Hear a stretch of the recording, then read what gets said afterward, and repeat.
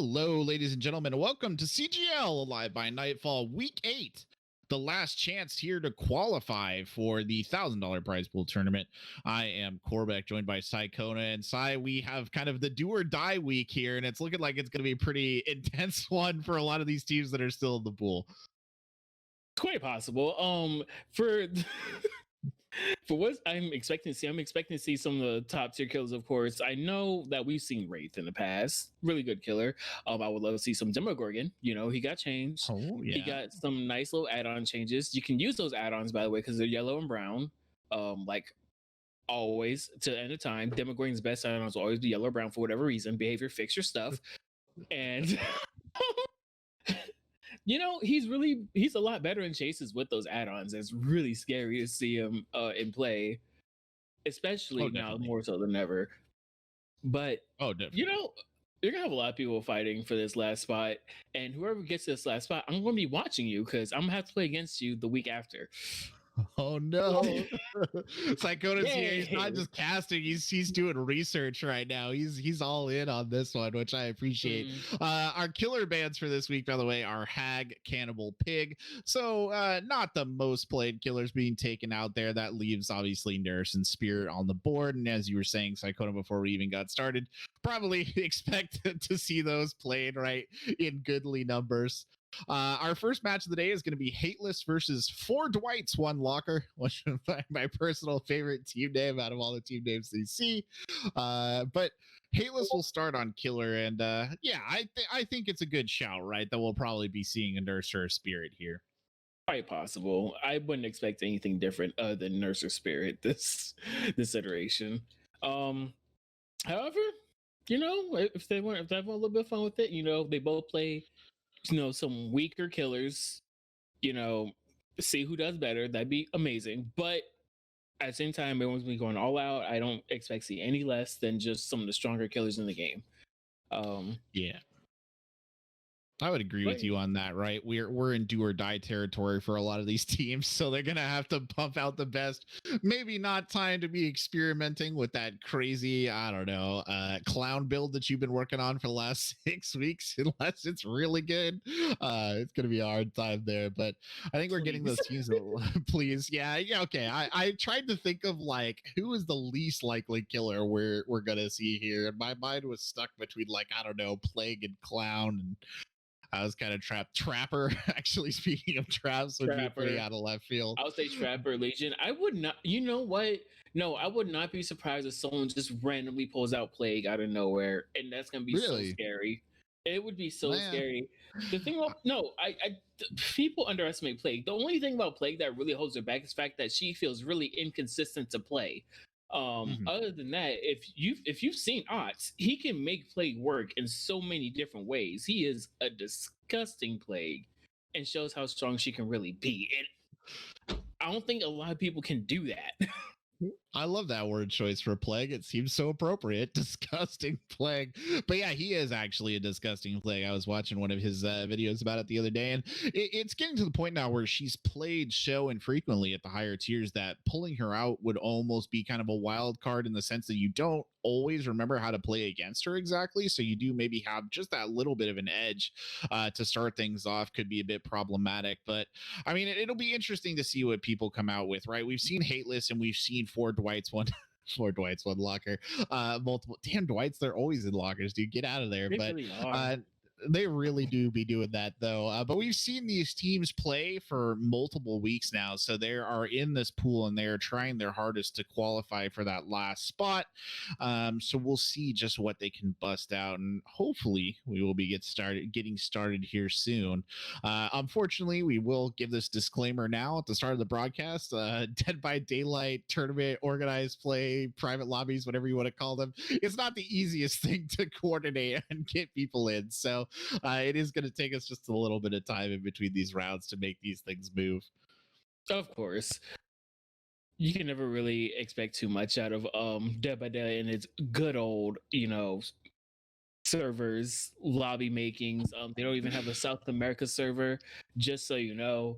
I didn't know that actually, but now I do know that they don't have a South America server, and that is actually kind of sad because, I mean, it's a great game, right? It's a great game, but it is constantly probably plagued by these kind of server side issues, and we've had problems with it for a pretty extended amount of time. But hopefully, we'll be seeing not a lot of that today. is what I would like. I'll take Spirit every game as long as we don't get server issues.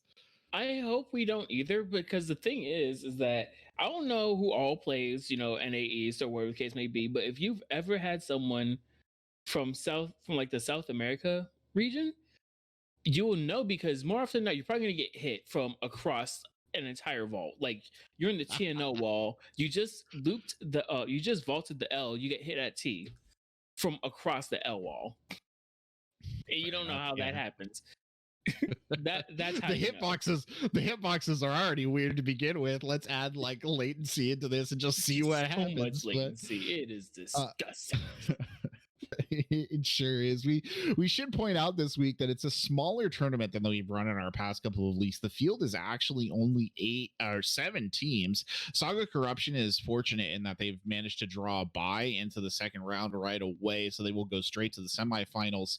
Hateless is playing 4 Dwights, 1 Locker. We have AG versus Hex Tombstone, and then in our last lobby it'll be Epic Gamers versus Atami. We have been told that there was a problem with the lobby crash there, so we will be waiting just a little bit for 4 Dwights, 1 Locker. But a smaller field this week, Psychona, means that it's a bit better for some of these teams. It definitely increases the chances of them qualifying as compared to the previous weeks.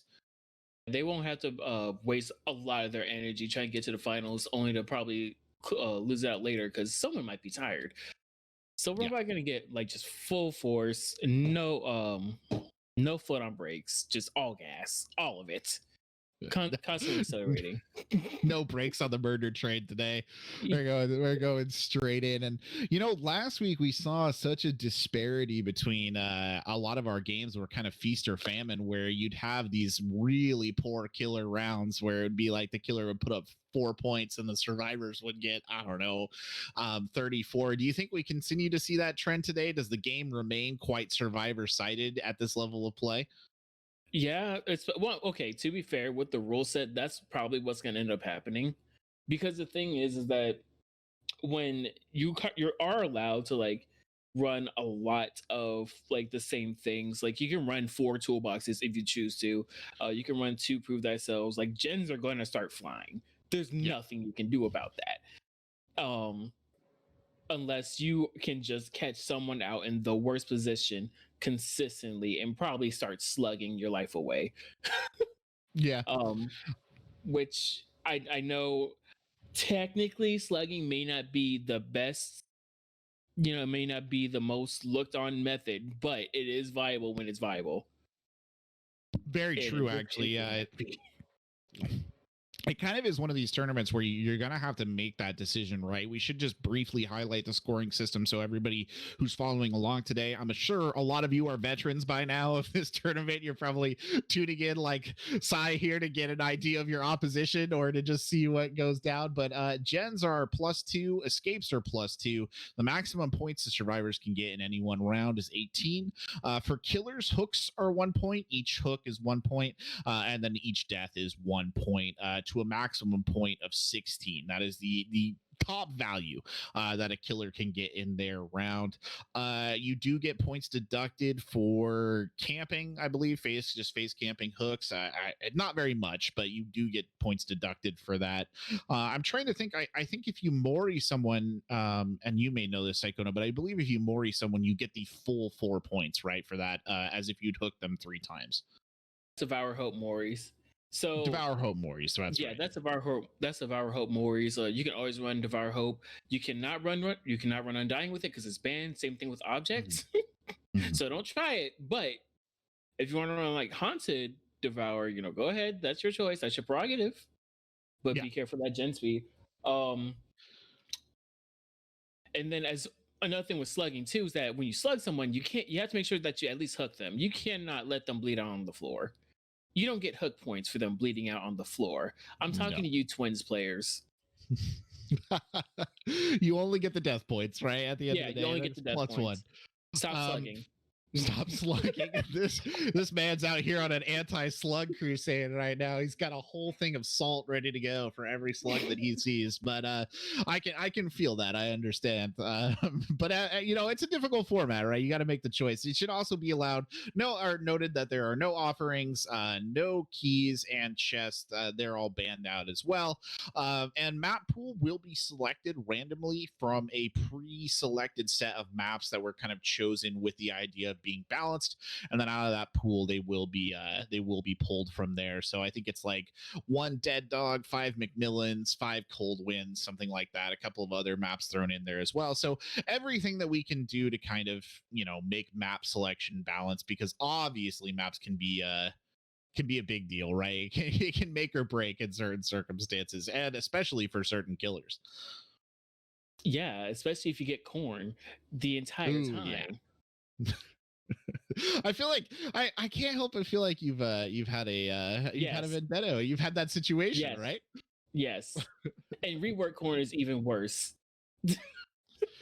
Looks like the game is going live now. I think we're being able to transfer over to that, so we can stop pitter-pattering, chitter-chattering, and get over to the actual meat and potatoes of the death here.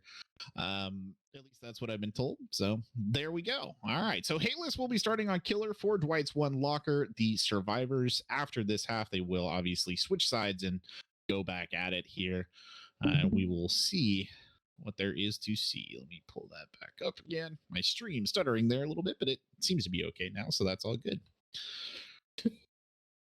The great reveal on this load time, I'm like, I need to know. Oh, it should be pointed out that we will obviously see survivor perks at the beginning. Killer perks will be intentionally hidden. There is a delay on this stream, but obviously we want to prevent stream sniping.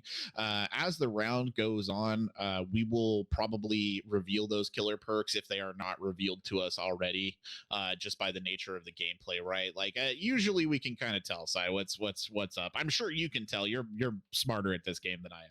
I play a major crap ton of killer. I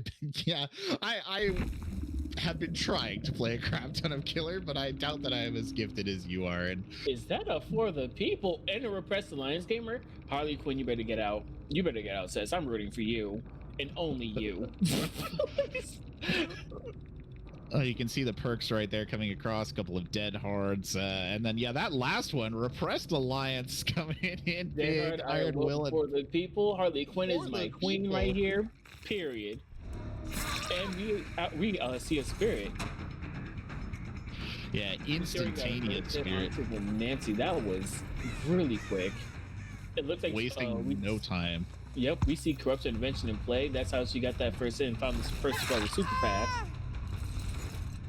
2 hits now on the board, actually picks up a Nia right there as well, so the pressure being applied fast and furious here by the spirit, and a pallet down here as well. Phase Walk comes out again, looking, hunting, seeking, maybe finding on this corner. No, not yet.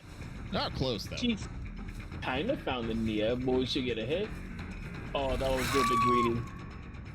That's guaranteed down. Harley Quinn, ma'am. I was rooting for you. You were pulling, dude. You were pulling so hard for him, and they're already down and out here. Getting set to the first hook for the team. That's the first hook on the Harley Quinn. Ooh, there's no barbecue in play. We don't see any auras. That's a totem. Yeah, I wonder what totem perk they do have. 9 times out of 10 is gonna be Ruin. Yeah, you're probably right. Don't want Ruin. If it's anything other than Ruin, I'll be surprised. Well, the D-hook or the unhook coming in right there, and has to pull off the generator, and I don't actually know that I would have continued on this path. I feel like I would have just kept the pressure up on the gen. I think what she wants to do is try to keep the pressure on and try to get this knee on the floor again, or maybe just tunnel her altogether. That's fair, I guess. Try to get that hook or kill pressure easily.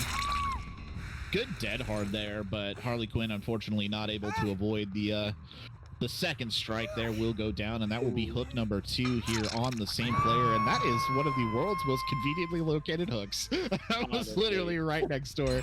Right next to basement too. Ooh, that is 2 gens done for the site of For Dwight's one locker. Harley Quinn on Death Hook, and I believe that's actually the only person they've hooked this entire game. You are correct. Yeah, that would be the only person. They're going to go back to the hook and possibly tell out Harley Quinn. Oh, Queen, you better not. Please no. Run her for the rest of run her for the other 3 gens, please. Please. Somebody needs to, because if Harley Quinn goes down right now, that is going to be a bit problematic. Going for the window there, the Dead Heart coming out baited, no, annihilated, and now we just see the hook get thrown up right here. Easy as you please. And that will be Harley Quinn taken out already, so some good points right there. At the start of the round, 4 and a body out, and that's just going to increase the pressure here. Sycona, 4 Dwights, 1 Locker, going to have their hands full getting these remaining gens done. Oh yeah, so if they want to get it done efficiently, they have to split up. They have to find this ruin as well, because that gen had went down to nothing, and she has not kicked a gen yet. No, she has not. Well, funny enough, we just said that. Now she kicks a gen. So I guess they found ruin at some point in the game. Indeed. Well, on the hunt again, this time good hit there on the Feng Min, the pressure on. That's the object too for what it is worth, and the chase will continue into the phase walk mode here, and we'll hunt it down. Got those scratch marks to follow. Comes out. Oh, nice try. Nearly got him. That was a nice little double back from Feng there. Oh, it was well done indeed. Oh, they were counting on that too. I think there's only one pallet that spawns in. Right. So I think I know there's one pallet that will tend to spawn in main building, but I think I've seen 2 before. One tends to be in mid, one tends to be like in some random side of the hallway that's next to, I believe, the window. Ooh, okay. And then back down to 1 gen, and Feng has Deliverance. Oh, yeah, she sure does. I just noticed that. I was like, who got over there and got her off? And yeah, sure enough, I think the Deliverance came through bigly right there. Feng Min off the gen, obviously going to get pressure out almost immediately. The phase walk comes in, but the gen noise, I think, just a little distracting. We'll go in and go ahead and just kick that, take it down. Pop goes the weasel. Yeah, I was going to say, I was wondering if they had pop, actually. We saw a lot of that last week, actually, Sycona on Spirits. Yeah, it's a very classic combination. Just hardcore gen regression. One is really good for early game, ideally, and one's really good for mid to late game. Well, the Feng will go down there, so this will be the second hook on, I believe it's Luma. And they'll throw them up quick, but, I mean, obviously a big opportunity to try and get a gen done here if you're fast enough. I believe they actually should be able to get a gen done here. Where it is 2 points for each escape, so they obviously can't get the maximum number of points on the round, but if they can get 1 out of this, Pop probably not back up yet. Pop is back up because Pop always activates when you hook somebody. Oh, right. My apologies. See, this is what I'm talking about. You know more than I do. I defer to your superior knowledge. Oh my gosh. The phase walk again, and they've got these 2 gens kind of just back and forth, but they're so close to each other, so it's actually a little bit painful because so that's 2 gens, but where's the 3rd one? I don't know. I was just wondering that myself. Gonna actually go back and just guard hook here for a second. That appears to have been a good decision. The pallet doesn't come down. Oh, Yui, no. Oh, babes. Oh, babes. Last gen done, and it looks like she has Noed. Oh, as you see that, the proc and the haste effect come into play, as last gen is done. This player has Noed, and she is looking for this Nancy. Wow, we might see a really solid killer round here. Luma will die on hook. The pursuit on now for Joker, and this is not a great situation to be in. Yui has Unbreakable. The Yui has Unbreakable use. Actually, Joker does go down here, so they will get the Nancy up on the hook there. But yeah, Fear the Dark Wolf with a big Unbreakable should be able to get a gate open in the time it's taking for this to go down. But the phase walk is going to come immediately out, and the pursuit will start at high pace. Going for the farthest gate, obviously, makes a goodly amount of sense right there. And we'll see. It's going to be a race against time here. Hold your nerve, Fear the Dark Wolf, and yeah, just get out, mate. You got to go. Go win around. And I feel like the Spirit may have actually had a little bit more of a chance if they're running duration and speed there. Mm. But so it's still a good killer round, all things considered, keeping it at a gap right there of 12 points. Oh yeah. Oh, definitely. That is oh, that's scary. Well, let's see, because if Four Dwight's is gonna come out with the same killer, Luma's actually going to be the killer for Four Dwight's Own Locker. And the first time I remember seeing the first time I seen Luma in this tournament, Queen came out with Bubba on Sheltered Woods. I have never seen such a quick basement 4K in my life. Savage. Absolutely savage. Well, there you have it, ladies and gentlemen. Hateless puts up a good performance there on the killer. I believe it's Marcello who was playing that right there. And we'll see now on the other side of the ball what Four Dwight's One Locker can put together. They can't have been too particularly happy about that Survivor round. I mean, they got good points, but it is a bit of a shame that only one escaped right there at the end. Yeah, but one is better than none. Very true. Let's say that part. And I don't even think Fear of Dark Wolf was actually hooked at all. No, I don't think they were. I think they only got down, and then we saw the Unbreakable come in right away, right, and got them out. But, one escape is better than none, like you said. And, good round points for the killer, though. At the end of the day, definitely good points for the killer. Decent points for the Survivor as well. We'll see what Hateless and or Four Dwights are actually able to do. Yeah, on the other side of the ball, they'll have their work cut out for them. I'm interested to see what you think about this side, because we see a lot of Ruin, right? Ruin is still a very strong perk.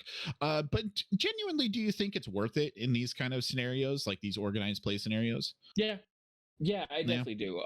Because of the fact that with Ruin, the idea is you already account for the fact that it's gonna go down. It's gonna get popped at some point.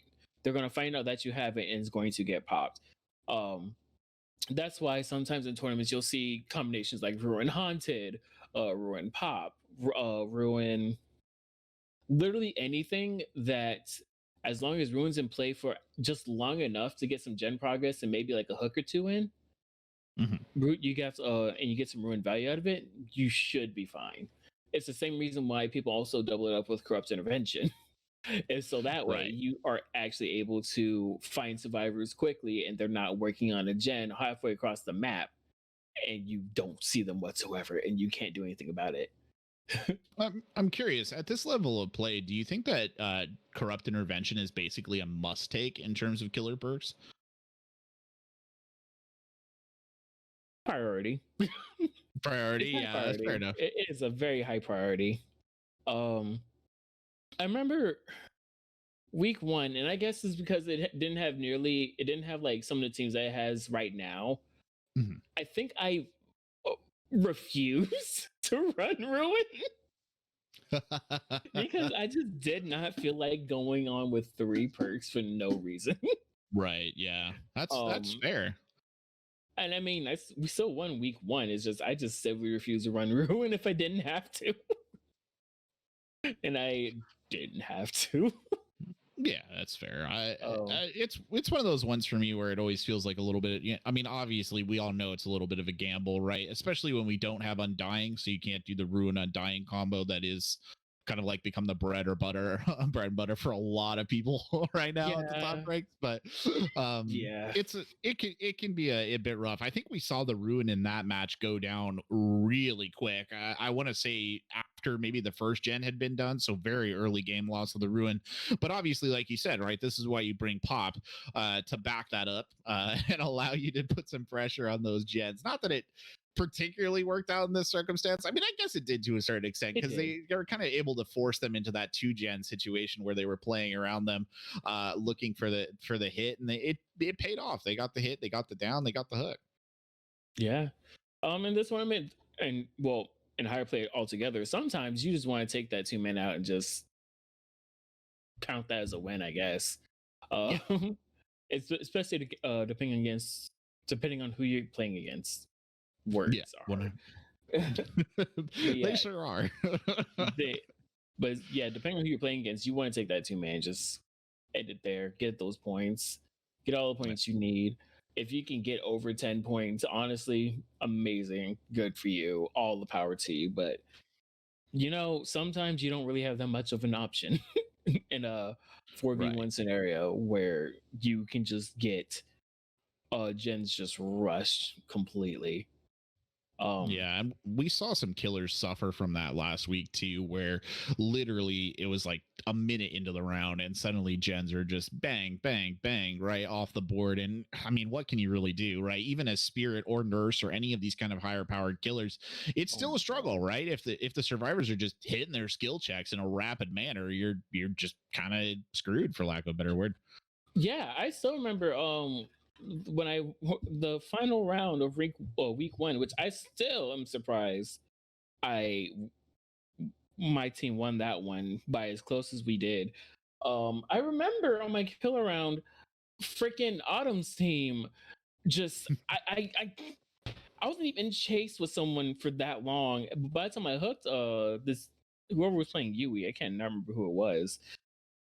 Literally, the last 3 gens just popped back to back to back, like literally within a half-second time span. And I just sat there. I was like, "You got to be kidding me! Yeah. How does that happen?" Oh, I know, right? Nice. It's hard for those of you who haven't played a lot of killer. Like, it's hard to describe the sadness that you feel, right, when you just those gens start to go, because it's like, I didn't even get to play the game. Like, they're just gone. I'm done. Oh, it's so unfortunate. Okay, I guess. Yeah.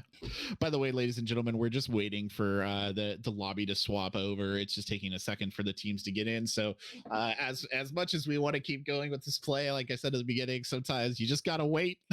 So absence makes the heart grow fonder, as they say. So a little bit of absence here today of gameplay. But never heard that before? What? No, I have not.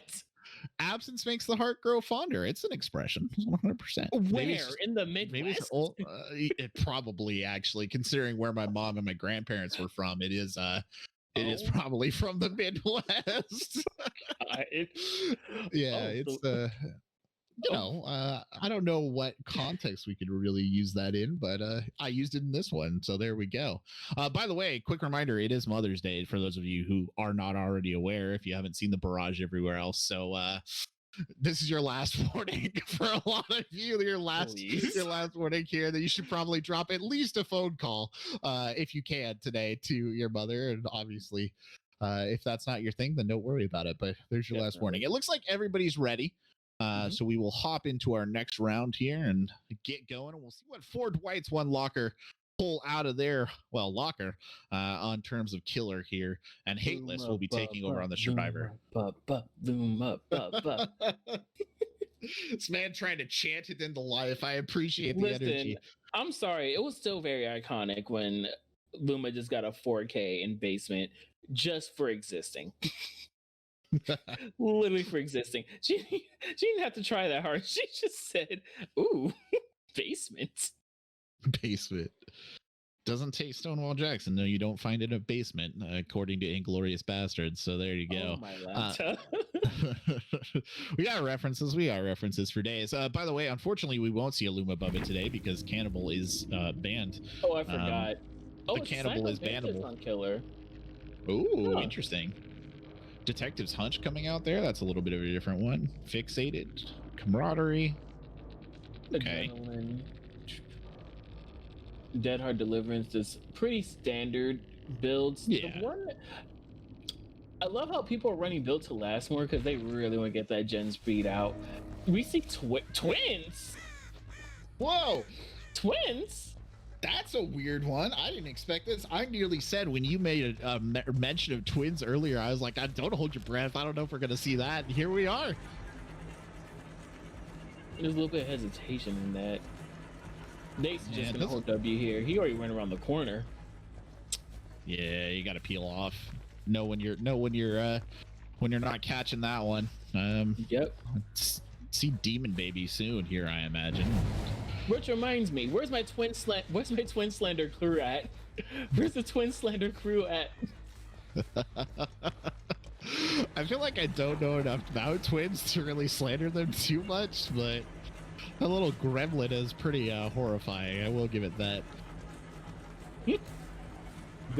Basically playing him like an M1 killer at the moment, just tracking him down. Oh, yikes! You hate to see it. I think the play for this Twins player is going to be to injure and then start downing people with Victor. Oh my gosh, this is a nasty loop, though. To be fair, I don't know how much longer. Especially with something like Twins, you kind of ooh, okay then. That's a nice little mind game. Ooh. Yeah, like I said, they're gonna injure and then just down with Victor. There we go. Yep, on nerd. A little demon baby on the hunt again. That noise that thing makes when it like detaches is just the grossest. Oh, Lord. Nice. Now you have two people unable to really do anything. That's gonna be a nice little hook state for Ooh. So it looks like there's a totem pop, and it's probably Ruin, as we all would expect. Yeah, I feel like you're probably right, Sias. It's been a pretty common thing that we've seen almost every killer bring. Unfortunately, another one kind of going out a little bit early here too. So unfortunate, but presumably I would not be surprised at all if they have Pop to fall back on, and we will probably find out right about like here. That. Yeah. Like that. A wise choice, like, truth be told. Priska actually managed to get the full heal there, so that's good, but Victor will make his appearance once again with that horrible tearing noise and goes on the hunt. And that's actually a pretty good play on that, Jen. I appreciate that. My. That was clever. So someone else is at that gen. Correct, yes. That was Nia, I think, who peeled back to it. HDL. No, someone else other than Nia was at that gen. Oh, really? So, fun fact about Killer Instinct on Victor. When Victor's attached to someone, the Killer Instinct doesn't... Okay. Time. Affect the person that Victor's attached to. However, if someone is near the survivor with Victor attached, Killer Instinct will activate. So they should know someone else is actually at that gen, possibly working on it right now. Victor making his appearance again. That borrowed time there, really allowing some good looping coming out here, which has caused some significant problems for the killer in this case. And into a locker. Victor doesn't care about your locker. Unfortunate. That was actually probably a better play, and it's probably also good that the Twins player in Psycho actually decided to just leave instead of trying to go for the locker. Because I believe it's, 10 seconds that Victor can hold on to the locker before he can get shoved off. Yeah, I think that was wise to break off there. And not only that, but to a certain extent. Good leap! Look at that! Oh!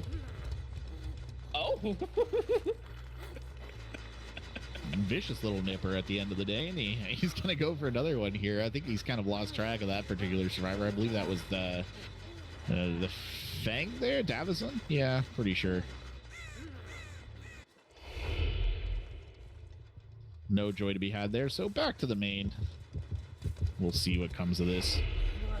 Oh no, never mind. A good little bait there with the Victor, trying to get him out of their comfort zone, and it did not work out that time, but I appreciate the gaming right there.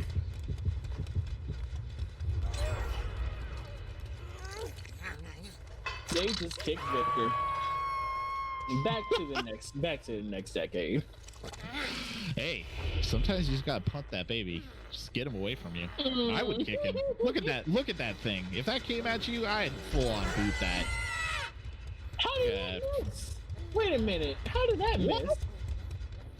Oh my lord. That might be some latency stuff right there. Victor just goes sailing by. And Davidson's okay with that, actually. That's the best thing that's happened all day. I would be too. I'd probably kick him after that. Kick him a celebratory kick. Yeah, I can't blame you. That time will not miss. Latches on to 20 right there with all the fury of his being. Borrowed time, 100%. Yeah, saw it. Oh, this is gonna be a rough one for the White Swan Locker.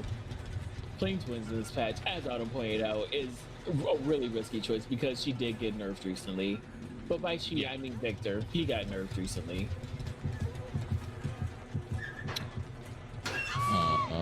Okay, fair enough. Yeah, you can already feel that this one might be starting to slip away from a little. Oh, that's not going to help anything either. Beautiful decisive right there. Yeah, you can already feel that this one maybe is starting to slip away from a little bit here. 20 ports on the board for Hateless. 1 gen left. 2, looking at a situation multiple survivors could escape, and I say that, and then that was a that was funny. That was funny. Yeah, that was not well played. He just goes in and throw him on the hook. He deserves that one, actually, Dwight. You really do. That'll be the last gen done, and yeah, and honestly, activated. Are we surprised though? No, we are not. It's, again, literally, I think the same perk spread that their opposite number on Hateless was running, just a different killer here. But yeah. I mean, this is a foregone conclusion if we're honest, Icona, because it's what, 15 to 22. Yeah. Unless somehow they manage to hunt down every survivor right here, and that's a good start. But you got to get the rest of them. And they already got Noah. So Victor somehow never mind.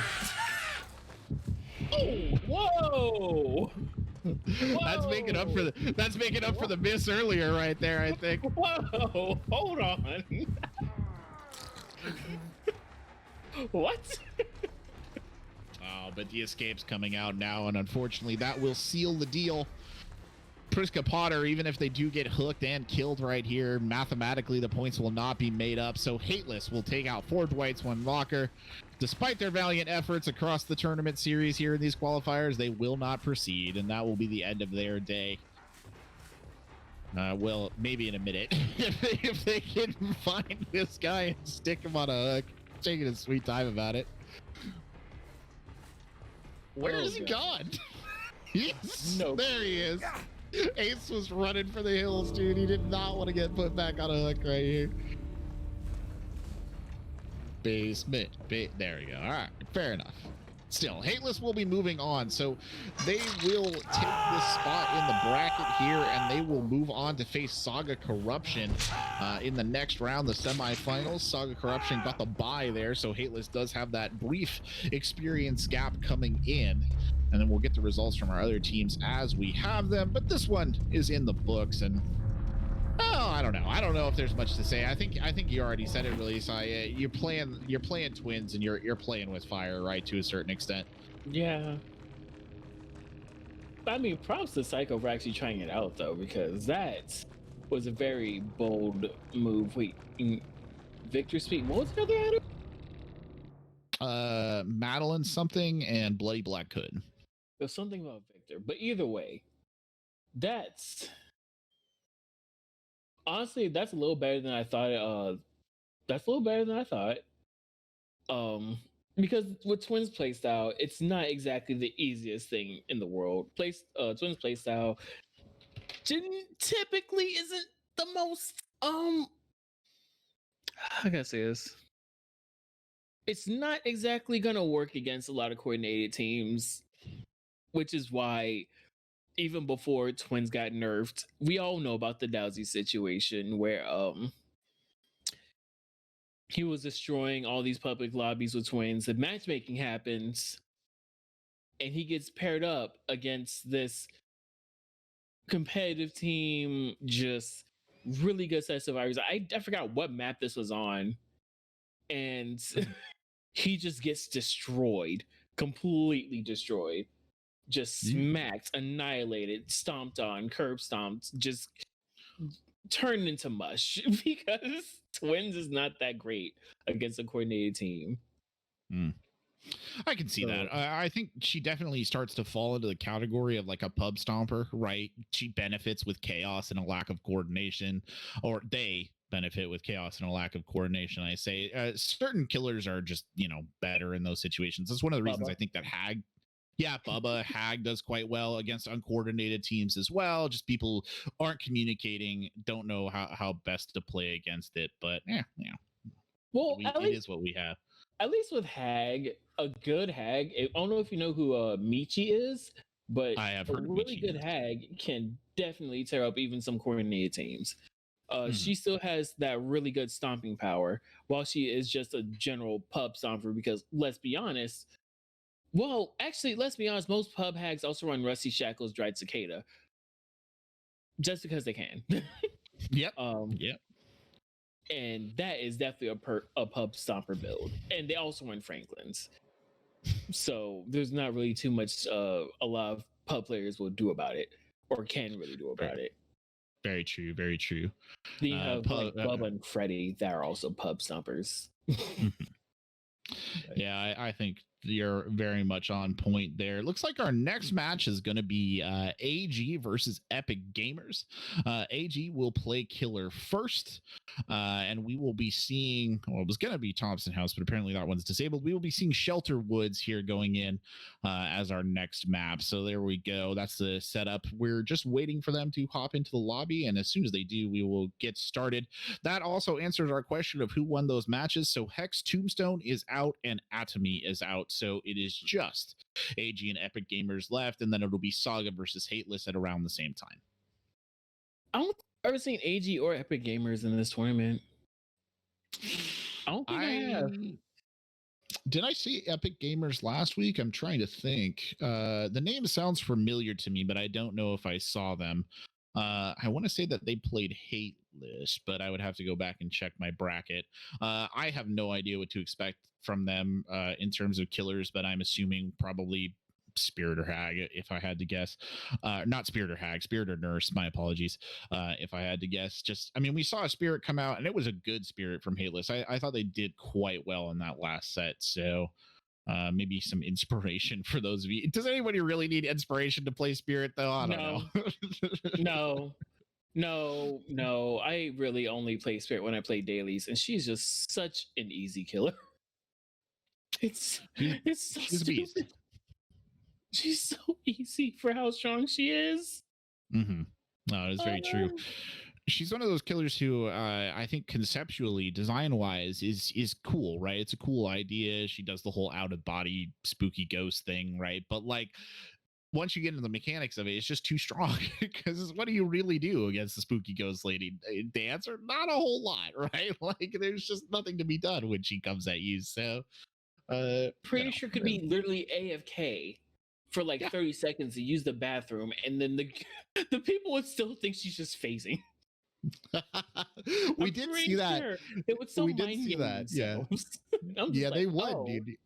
Your own worst enemy, right? Fear is the mind killer. We actually saw that last week. Funny enough, there was a couple of times where Spirit player would just stop, and then the other, whoever they were chasing would be like, "Oh god, oh god," and then this Hag would just Spirit would just start up again. It was quite, and I'm like, oh, just exist, yeah, just be an absolute nuisance, right? And that's what she's good at. So, I would say that there was a fair enough to talk about in terms of perk spread, but both the killers ran the exact same perks, and I don't think we saw any survivor perks that were so outside of the box that they made any game change, right? It was the pretty standard stuff across the board. I'm still disappointed that Harley Quinn didn't make it. Oh yeah, she got tunneled.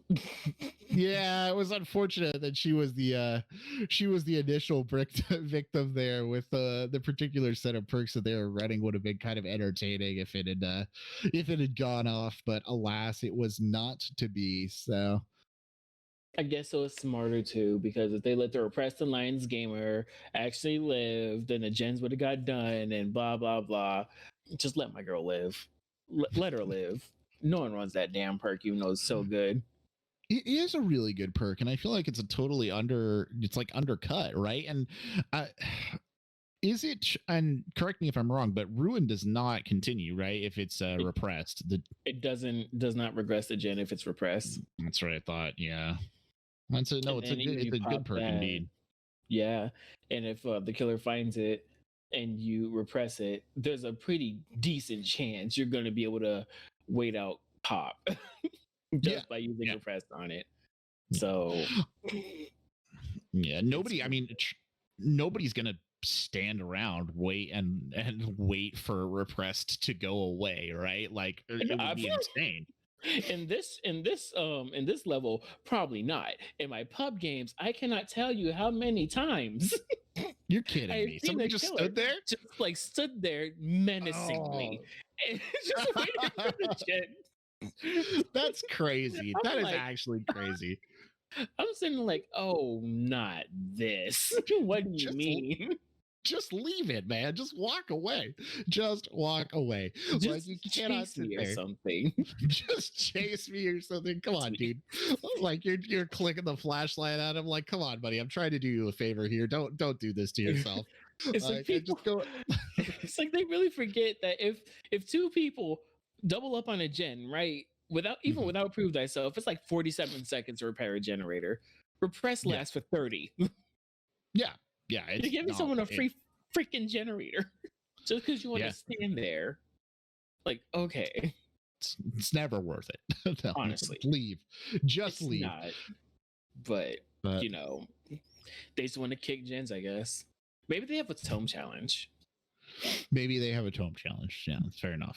Sometimes you get those tome challenges. I was doing the pallet one yesterday, and I was just doing the worst loops so that people would throw pallets in my face so I could break them. And you could tell that the survivors thought they were, really doing a great job. And I was just, every time I dropped a pallet, thank you, I appreciate that. Like, you are helping me right now. You guys got more pallets? Like, Brayward, hit me in the face. Come on. I played like 2 demo games today because I wanted to try out his add-ons on oh wow. I wanted to try out his add-ons on live words. Specifically Barb's glasses that whenever you shred a pallet, you get 20% faster recovery. Oh. That may not sound great, but quite frankly, in practice, it is amazing. It is spectacular. And I got sent to the game and to Hawkins. I have never gone through so many pallets at 4 gens left. Like by the time, I think by the time it was like 2 gens, there were literally no pallets on the maps. And we both know how many pallets exist on the game. Yeah, a ton. I mean, a ton. That's fascinating. I didn't realize that was one of those add-ons. That's really actually pretty strong. I could see how that could get a little crazy there. Just absolute pallet destruction. And they just changed it too. So I'm like, if anyone pallet camps against the demo and just throws it down, you are throwing the game for your team. I'm just gonna say it now, and I will enjoy every second of it. Every single second. I love this demo, like shilling for demo we're getting right here. This is great because for so long he's been or it, is it a he? No, I think it's an it, has just been the bottom of the tier, right? Kind of a bottom feeder killer, but not even. You don't think so? I've always thought that he was a bit of a bottom feeder. No, he's not even a bottom feeder killer. It's depending on who you're playing against and how you play him. It's just he's not top tier by any means whatsoever, but he's not bottom tier. Okay, fair enough. He's just kind of there. He's just good if you're good with him. Sure, fair enough. Definitely, I can see that. I feel like as a newer player too, I've always tried to avoid him because he seems a little bit more complicated. So I wouldn't say he's complicated, but he's definitely a killer that you have to be a bit more patient with. Like, he's the kind of killer that you don't go in there and think, oh yeah, I'm gonna do all this work and I'm gonna kill everyone at like 3 gens left. No. It's gonna be a long game. It's gonna be kind of long. Just be ready to destroy all the pallets because they're gonna start dropping them. Fair enough. Yeah, I'm actually curious. Who is the worst killer right now in your opinion? If you had to pick one, this is good chat while we wait for them to restart the lobby. Shoot. I guess okay. You know what? If we have to count add-on wise too, well, producers made her choice. She knows what fandom she's getting people angry at. What is it? What's it going to be for you? her saying clown, please. Clown. I'm trying to learn clown right now, so that it hurts my clown feelings. But, okay, he's not like great by any means. Oh no. If you know how like loops work and stuff, clown realistically isn't like the worst thing on the planet, but like he's pretty down there. He is pretty down there. I want to I kind of Legion, honestly. Really interesting. And why do you think that is? I kind of say Legion because the thing about Legion that I think I've always kind of disagreed with is how he's just a survivor with a knife. That's it. He's literally just a survivor with a knife that just stabs people I really like that. Is a survivor with a knife. No, you're right. I mean, you're totally right. Yeah. Then I also kind of say trapper, but like I don't know. I've seen some trappers put some really cheeky traps, and by cheeky traps, I mean traps that make no sense. Just no sense whatsoever. But somehow in their head, they say we're gonna put this trap right here. They're not gonna expect it, and you're right. I don't expect it, and I just step in it. And I just die. As someone who likes playing trapper as like I don't know a hobby, right? Those are the best traps. You're just like I'm gonna put it here and I'm gonna see what happens, and then you're like 5 minutes later somebody steps in it and you're like just as planned. Like this was exactly what I expected. And then meanwhile on this virus side they're just like why is this there? Who does that? Who does that? Who puts a trap here? Why would you do this?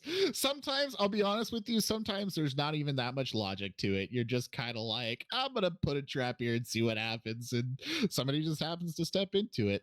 Speaking of stepping into it, you can step on over to Twitter here and follow us on social media. How's that for a transition right there?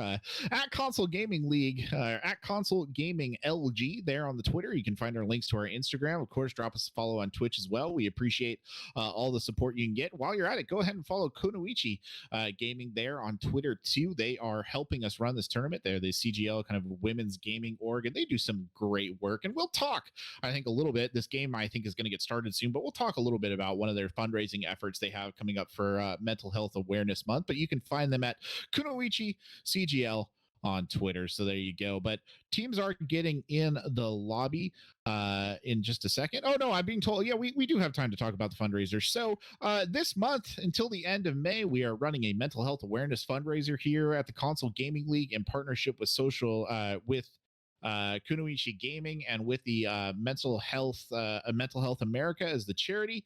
Our donation goal is $5,000.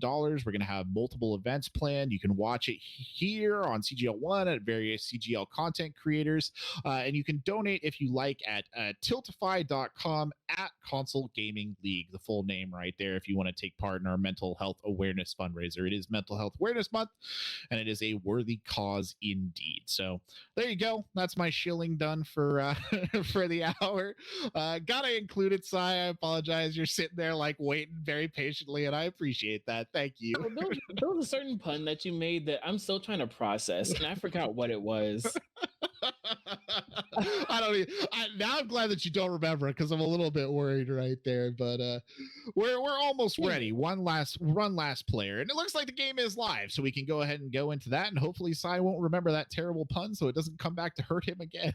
I will watch the VOD. Oh no, he's gonna watch the VODs.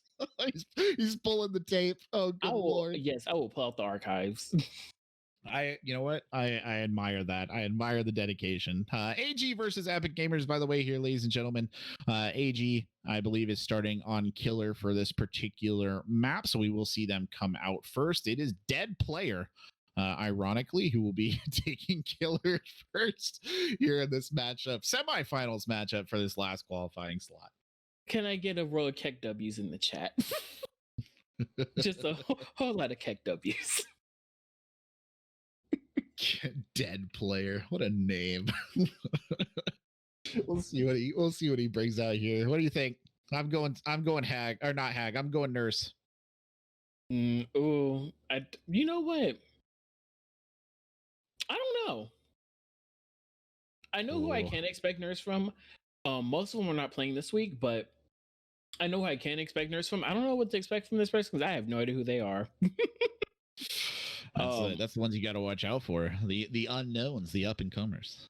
For some reason, I am half expecting a Freddy, and I have no idea why. Oh, okay.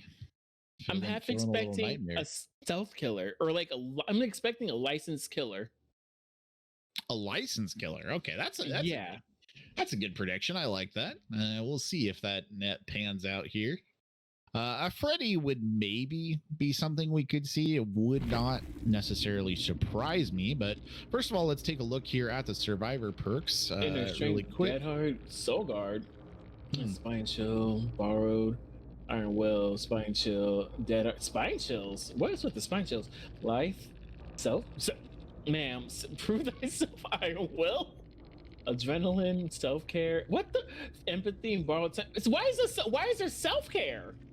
I don't know, actually. That's ma'am. Oh wow, you're right. Okay. Let's go. Oh wow. I'll take that one to the bank right there. Thank you very much. Please. My prediction points in the Twitch chat. I don't think we have that feature. Oh, hello. Speaking of prediction, and then just totally whips it. I don't think they were expecting that thing to be right there.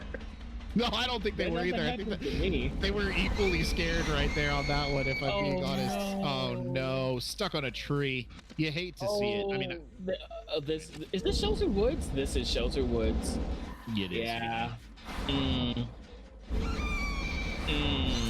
hate this map for Nurse sometimes. Nurse was banned last week. She's back on the menu today, and well, you can see. And that is the life coming into action for this Claudia, as she just gets away from the Nurse. Not and long, down. She got away. Let's see. I believe I saw a rune earlier. There was Corrupt. Is that agitation? Are they very well? It very well might be. They're actually running. Oh my god! Are they running Starstruck too? Please tell me they're running Starstruck. I want to see Starstruck in play, please, please. What do you? I wonder what the idea behind the agitation is. Like genuinely, good hit there. Starstruck. That's disappointing. So the idea with agitation is, especially for Nurse, where it's a little bit better because you actually move faster while you're carrying somebody. Right. So it cuts down time on all it really does is cut down time on hooking somebody. Nothing else. Okay. I guess it makes sense because she is a slower movie, or she's a slow killer, so the thought process there. The hit coming in on the Fang, who is the obsession right there. Robbie the Dank taking the hit for the squad. And the pursuit on again, and this is kind of the scary thing the Nurse does, where she just teleports everywhere and anywhere. Oh no! Waffle. That was rough.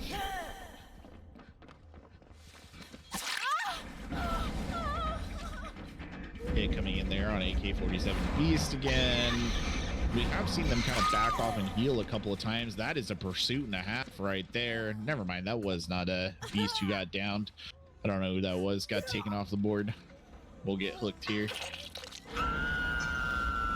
Seeing is that she's really protecting any hooks that she can get, specifically basement hooks.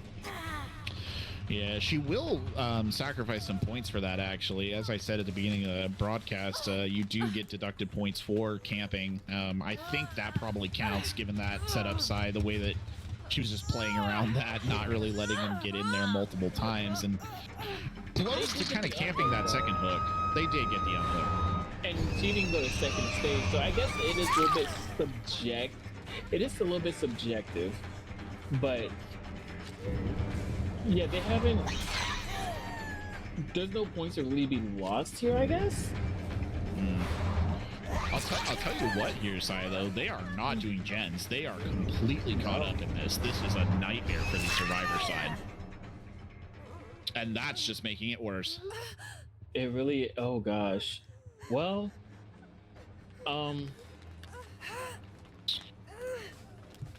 This might be it. This might be done.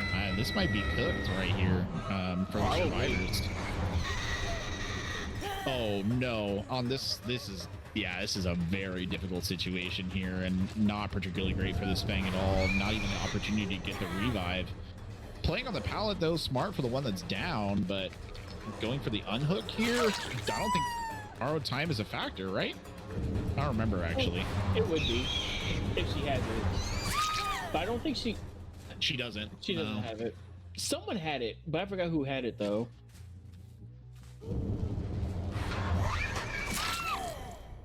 And that's that. Well, Jesus. I don't think Jesus had anything to do with this one. That was brutal. My God.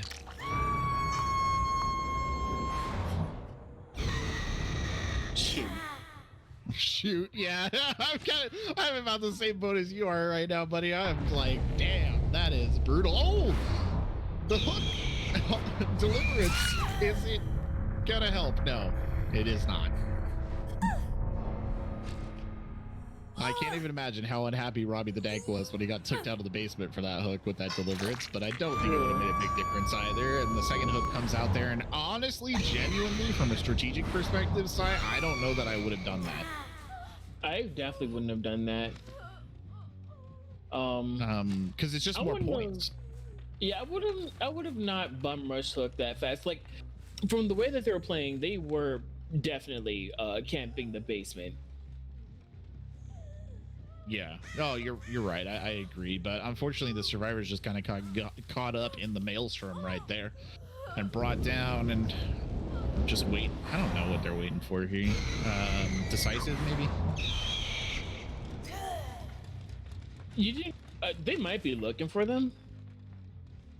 Which, if they're looking for them, truth be told, ma'am, this is not 17 points. No.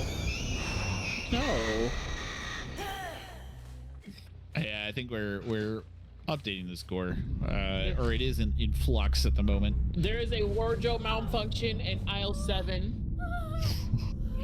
Just pick him up, dude. What are you doing? Come on. There. Oh, no. Well, you don't want him to let him bleed out, though. He does realize that if he bleeds out, he only gets 1 point, right? Put him on the hook. I don't understand this play. I actually don't understand what's going on right here. Nobody's bled out yet. Well, one of them's about to bleed out. Oh. Is this the Meg? Yeah. Okay.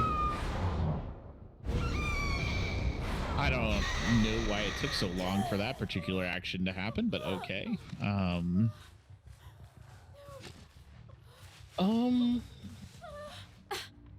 Yeah, there we go. I feel like we should just run an ad break. Just run an ad break. Nobody has bled out. Nobody's bleeding bled out. No, they're just throwing them on the hooks there. I don't know why we were taking our sweet time about it, but that will be all the survivors hooked there, at least once. And 4 deaths here, so a pretty good play from AG's killer, despite the weird long time wait. But you know.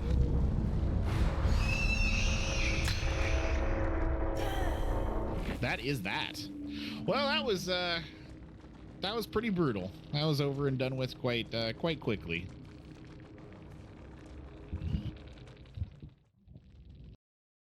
Yeah, that was brutal. Especially on a map like Shelter Woods. Yeah. I want to just stayed across the map and just did gens and just saved somewhere like near the end. Where have the person borrowed, go and save in. Yeah. And just go for a 1-for-1 if need be. Yeah, they really invested hard right there into kind of that hook game, right? Of trying to get that person off of hook down in basement. And then that just kind of built right into a series of just one down after another. They were trading hooks right there. Borrowed time was never an impact. It was just not a great survivor round. Let's just put it at that. It definitely was not. And I don't know, the game felt a little dull, I guess. It kind of I don't know. It kind of just I can understand that. it really did just kind of feel like the games I have when I'm playing Deathslinger, and I just get like this lobby of survivors that just give up. Because I'm sorry, that's exactly what it looked like. It was just that mind-numbingly boring. I am not sorry to say it. You know what? I agree with you. I think there was a lot of brain off play from those survivors towards the end. And I mean, maybe just a bit mentally shocked by the nurse coming out. I don't think they should have been per se, but it could have been part of the equation. I don't know. It was an okay nurse. I don't think it was anything that was like redefining our understanding of how that particular killer is played or anything like that. But yeah, that was a rough one to watch. It is what it be right there. Yeah, Yeah. just gonna say it now. I'm waiting for you. I'm pretty sure the best nurse you'll see in the tournament will be coming next week. Not me, but Nightlight. I was gonna say that his name is no, no, no. I ain't that full of myself. Bye. I'm talking about Nightlight. Yeah, I'm really looking forward to next week and seeing kind of what we have in store, right? In terms of these killers, it's going to be so cool to see. I mean, the top teams from each of these 8 weeks go at it will be a real treat, right? And I am bigly looking forward to it. So hopefully it delivers, and I certainly think it will, and it will certainly be better than that last game we just watched. So I still don't understand why it took so long to hook people, but there must have been a method. I assume that I'm assuming that they're weighing out DS because they changed the thing to where there's always an obsession in the game now. So like you never truly know who has DS, who doesn't. But at the same time, was there even a gen done? There was one gen done. Okay, so in that situation, at what point you're nurse, by the way, when do you care about DS? Honestly, when do you care about DS? Yeah, I agree. It's not. And in that particular scenario, when 2 of the survivors were already dead, if you had gotten DS, it would have probably meant nothing, right? We saw one attempt at a survivor to escape off the deliverance, and the nurse was there in like 2 seconds and had them downed and back on the hook quicker than you could say, oh, they're down and back on the hook. So maybe just playing with your food a little bit right there, perhaps is what was going on. And it happens. So yeah, it happens. What are you gonna say, right? Dragging the experience out for all of us, unfortunately.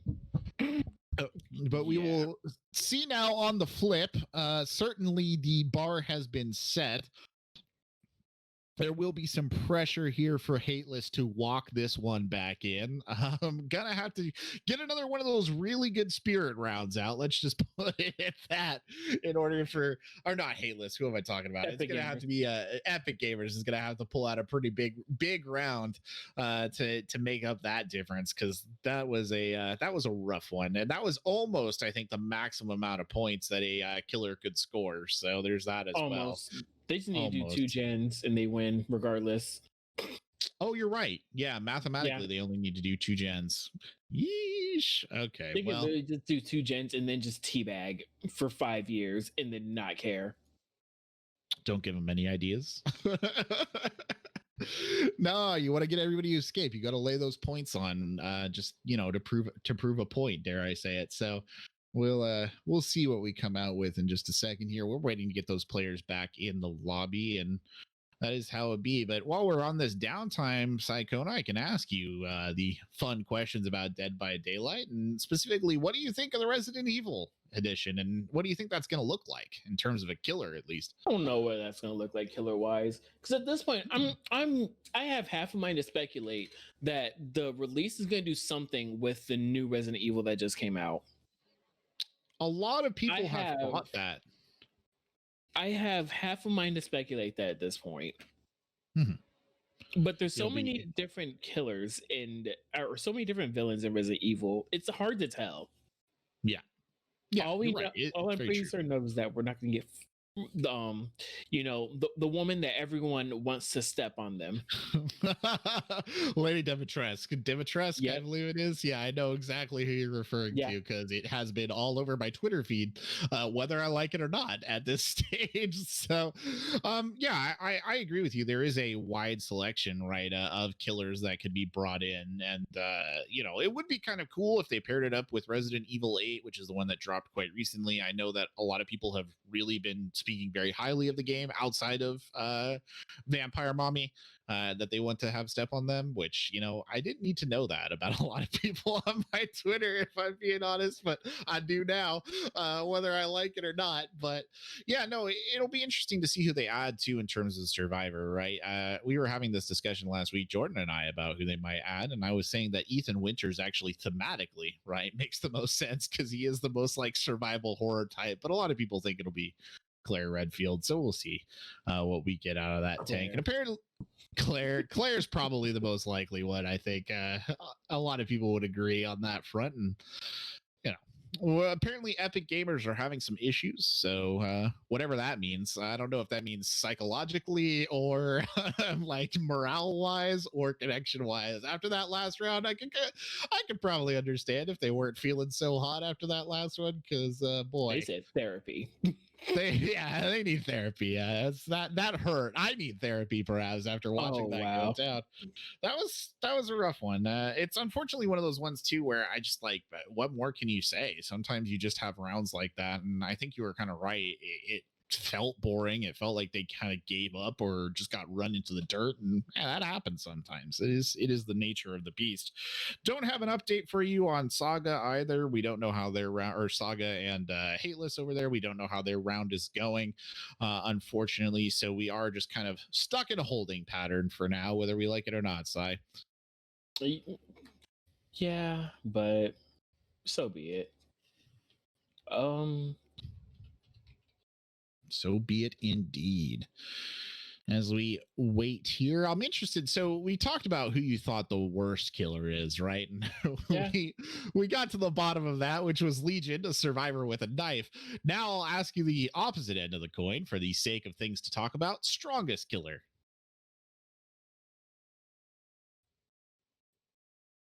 What are we taking into account here? There's only two answers, but it's situationally different. Oh, but no, go ahead and elaborate on that. Like, I'm actually interested to see what you mean by that as someone who's newer to the game.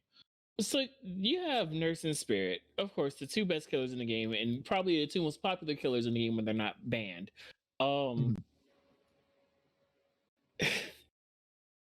Nurse a little bit has a bit more of a learning curve to her. Yeah. And to a degree, the learning curve is pretty steep sometimes. But she's also a little bit, how can I say this? She's not nearly as easy as Spirit is. Spirit is just a lot more accessible to people. While also being extremely strong, if not almost stronger than Nurse in some scenarios more than others. Especially in a mind game scenario where Nurse, mostly the counterplay to her is losing line of sight, being a little bit more unpredictable. With Spirit, you can try to be unpredictable when she's phasing, but she has good tracking, good headphones. Probably Strider, she's a baby. Mm-hmm. You can't really mind game that. It sucks to say it, but you can't really mind game that. Mm-hmm. You can mind game a Nurse, but not so much a Spirit. And that's if they're on the same playing. That's if they're the same player level.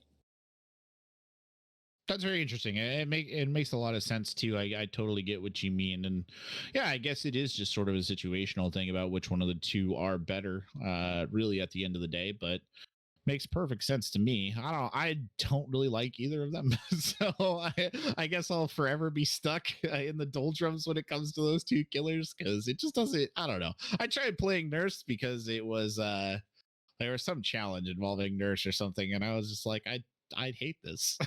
She has a very steep learning curve.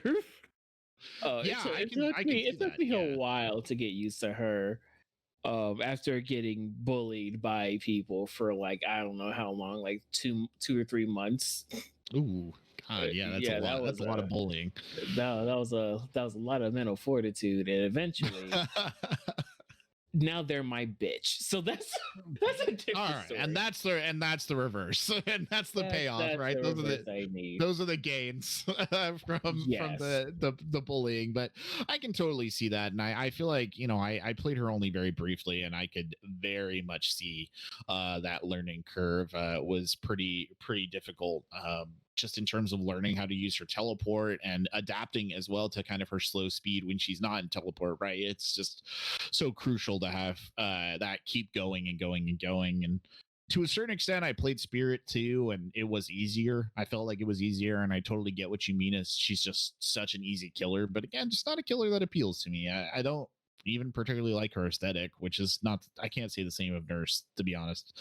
She's got a cool fit. And speaking of fit, if you'd like to get your hands on some cool CGL merch, such as this jersey I have here behind me, you can find all the information about that in our fine line of products there over at what's new neu.gg collections console-gaming-league.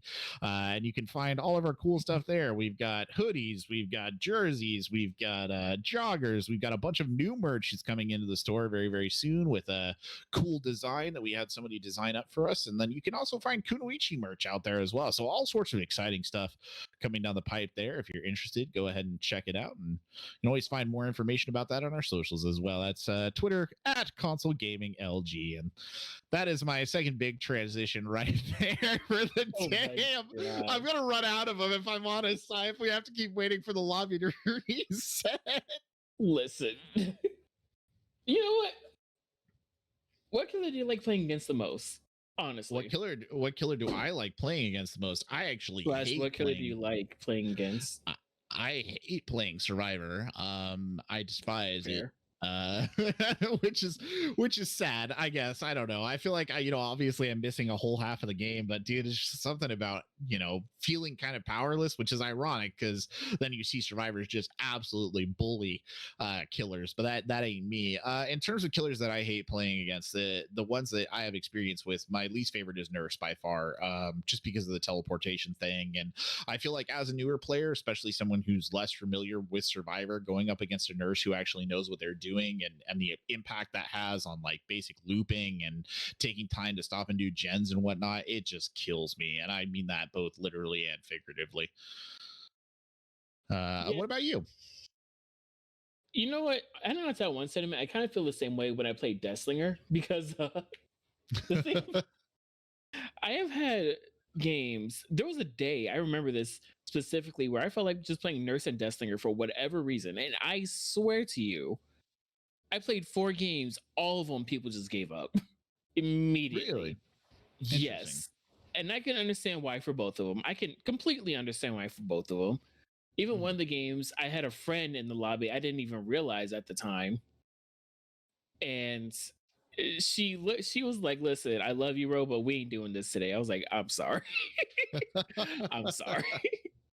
Like 2 really good 1v1 killers. Yeah, and very much you so. just don't feel like dealing with it. But as far as killers like playing against, when I'm playing Survivor, Demo. I just can't get mad when I see Demo. I just can't get mad when I see Demo. That's good though. He's just so adorable. I don't know if adorable is the word that I would use, but I can see. I can look at him. He's terrifying. He's got a face that has multiple like mandibles. It's horrific. Yeah. He jumps on you and eats you. It's very scary. Yeah.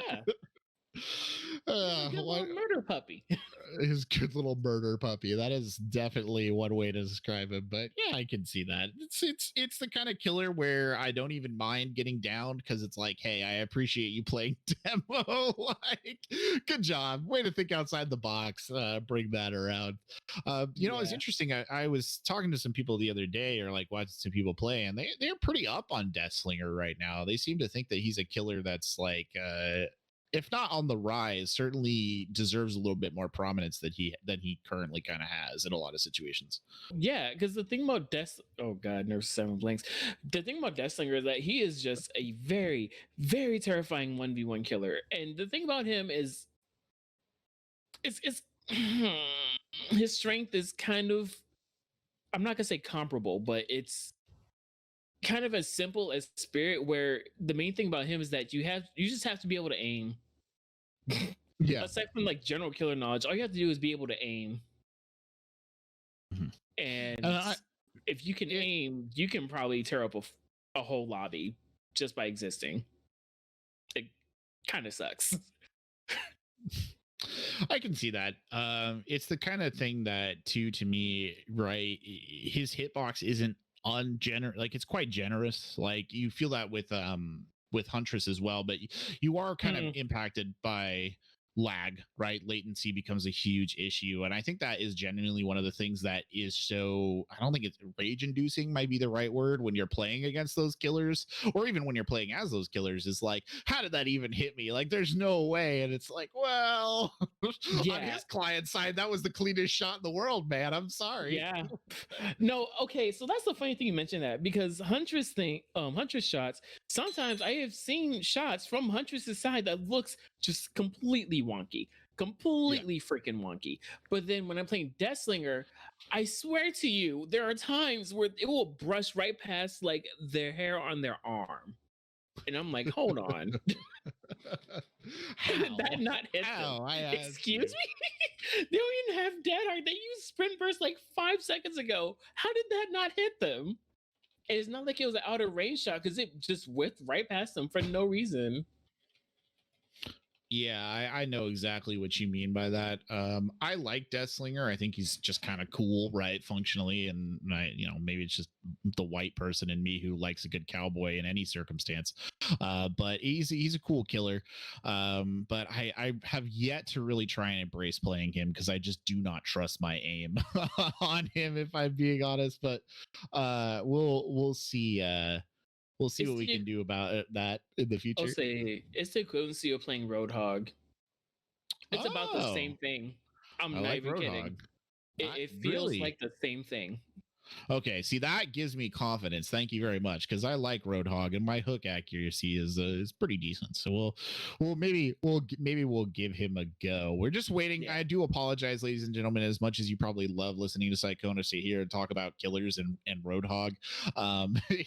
It's taken a little bit of time. There's been a bit of a problem here between these two teams getting a player into the lobby, so we are just waiting. And I do believe we will actually get to see Saga Corruption versus Hateless on stream, which is exciting. They're waiting on this game to go down, so we'll see all of that as this goes through, and hopefully we can get this one fired up PDQ here, so we're not stuck waiting a little too much longer. And oh, there we go. Woo! All right, we're in. Epic Gamers versus AG. Epic Gamers, finally. As you can see, score is 2 for Epic Gamers. They had a very rough Survivor round, and on the other side, AG basically popped off on Killer with 15 points. So it's gonna be a bit rough.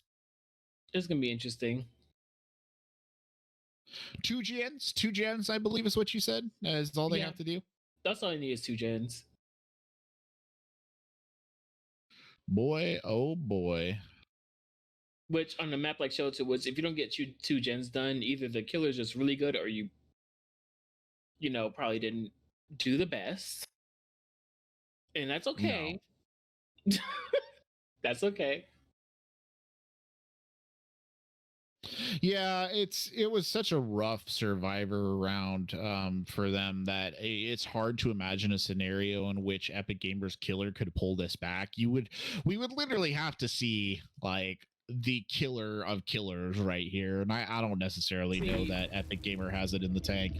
You would have to see Luma style comeback, where they literally are they running Wake Up on Ironic? Oh my god. Come on, prove thyself, wake up, adrenaline life. See, other than that, pretty standard builds from every. Wait. Did I say that correctly? Yeah, pretty standard build on everyone else. But then you get to the bottom one, And is that streetwise built to last? It is streetwise. Life prove thyself. They are gen rushing the house down. It's all they need to do. It's all they need to do, Sai. They just need to get 2 gens done and bury this, and then we can all go on our line here. Spirit will be the killer. The chase is on here, at least on this ace, and if this is a bad chase, it could very well spell disaster for any hopes Epic Gamers might have, but that's a hit for free. Ace? Babes? Okay. That is very much a hit for free. They're just giving those away. Well, I mean, at this point, are they really worried? No, I don't think they are. I do kind of wonder if there's an intentional strategy to that hit where you bait him into a chase with the ace because of the hit, and then you just kind of do gens while he's locked into this chase thinking he can get this ace on a hook. Probably. Honestly, I wouldn't doubt it. Oh. Because good down right there, but legitimately every second that this spirit spends finding a hook for this ace and not protecting a gen is one more opportunity for those gen rushes to finish. They've already done one, they just need to literally get one more down. Barbecue and chili coming into effect right there. We saw that right off the bat. That will allow the spirit to zoom off on the hunt, and the D hook coming in there, and wow, that was swing and a miss, let's put it at that.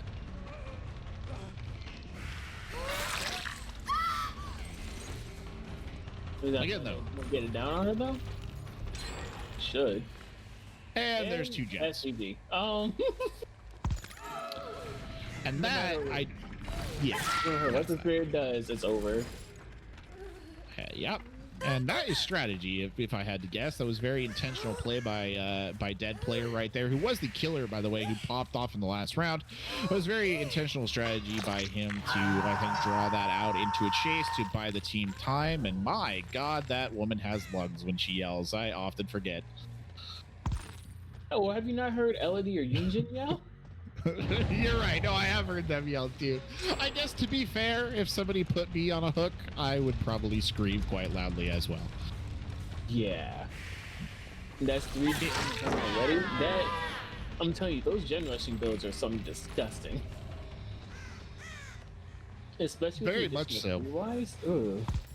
Yeah, and I think if you're, sitting in AG's, as a potential opponent here, either Hateless or Saga, you should be paying attention to how AG is playing this right now. Hopefully you got a little bit of intel off of the way that their killer played last round too, and you can use that to your advantage in these future rounds. AG look like they're fitting to take this one away, though. This is quite a strong performance from them, all things considered. I'll make a prediction. As much as I love Saga, and they know I do. Yeah, I feel like it's gonna be Hateless versus AG game, and I'm pretty sure Hateless is gonna handle them. Pretty sure. Interesting. I'll be interested to see what you say. I mean, obviously, Saga Corruption have been trying super hard to qualify, right? We've seen them almost every week. It is not quite materialized for them yet, but this might be their chance. They were playing Pig. That's all I can ask for. You don't know Pig is not good whatsoever in this tournament, but you know what? They tried, and that's all that matters. They might not have won, but they won people's hearts with the Pig play. Did. So that... especially with the head pop. That in and of itself is beautiful. And yeah, that head pop, that literally the rules had to be changed on the tournament because nobody had accounted for that in terms of points, which forever will entertain me. So there is that. And this has just been You're right. This has just been the world's saddest chase, by the way. We haven't really talked about it, but that finally ends. And that will be a hook right there. But like we said, mathematically, this one already over. Even if somehow this killer were to score the maximum amount of points, it would not happen. So break pallets as much as you want. Out. They are done. They could all just sack themselves right now and it still wouldn't matter. Yeah, it would not matter at all. And unfortunately, that will mark Epic Gamers' exit from the tournament and from the qualifiers. will not be their day. AG pushing on to that final game spot here, and as soon as we can get it online, we will get Saga Corruption versus Hateless up in this lobby as well, so we can see that go to town. And we'll see which one of those teams emerges. Psychona here is throwing out the prediction for Hateless. I'm going to reserve my interests because it's definitely not like I have a vested stake in Saga or anything. I do, but we'd love to. I'd love to see him go on, but I don't think it's gonna. I don't know. It's gonna be rough. It's gonna be a hard day, no matter what. It is, but shoot. Shoot is right. Good up is good when it goes. When it comes to Saga versus Hateless, I'm just hoping whoever comes out next does not repeat the same mistake as being too altruistic. Mm-hmm. And if we had to say that there's been kind of one issue with Saga's Survivor playstyle, I would say that they do have a tendency, right, to kind of go in and try and do other things. They don't generally go for the Genrush strat, and I just feel like Genrush is so strong. I mean, we just kind of saw it illustrated right there, at least to a certain extent. We saw it illustrated right there, and we've seen it illustrated time and again. Yeah, Saga just loves to have fun. But on that note, I feel like it's time for a little bit of a break. I know everyone who's here from the EU, especially Spain supporting Hateless, are a bit tired. I know it's a bit late, but we're gonna have a little break there and still try to get everything else together. So hopefully, y'all can get whatever you need if you need it.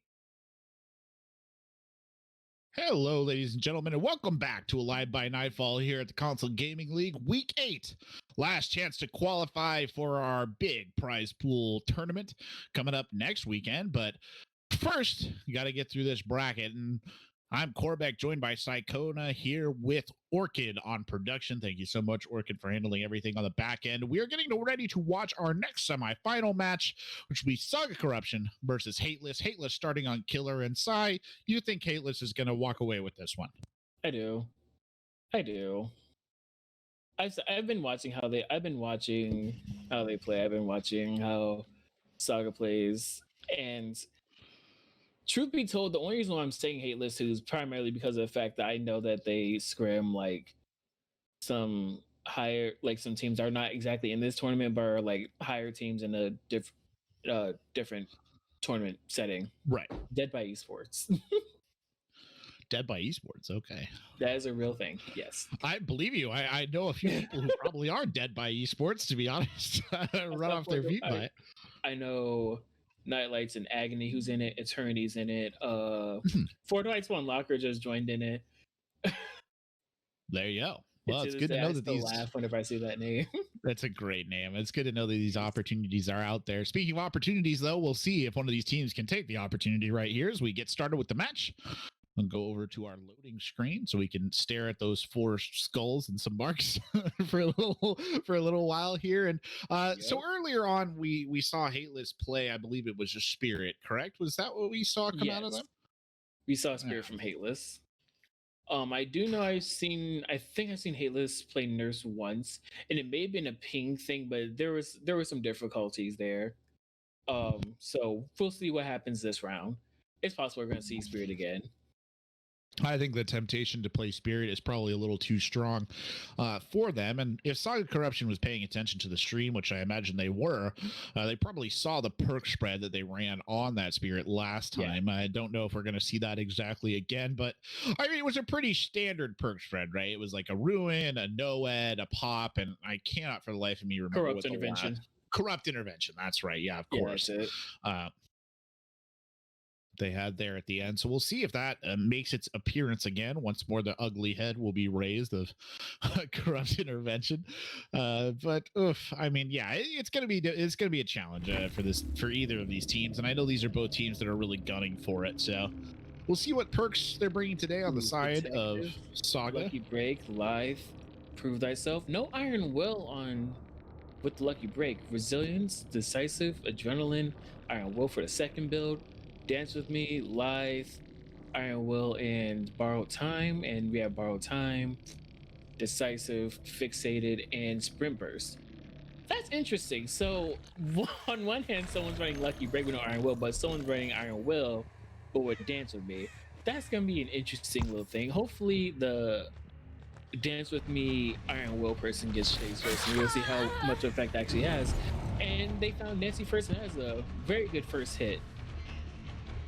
And yeah, just convention in play, it may be the same build as they're running earlier in the day. So we're probably gonna expect to see Ruin pop and possibly know it at the very end.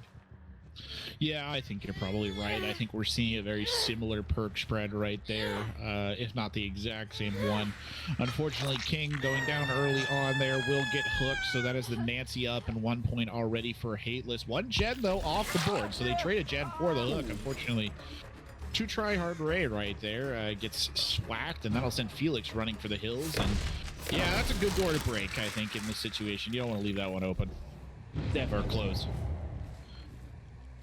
All right, they got the unhook onto the Nancy. Now let's see what the Spirit does from here. It looks like they see Nancy. They're gonna possibly chase her again. And ooh, that is a blunder on her end. She I think she wanted to go back in for a double back right there, but I'm not exactly sure. And no, decisive will come out.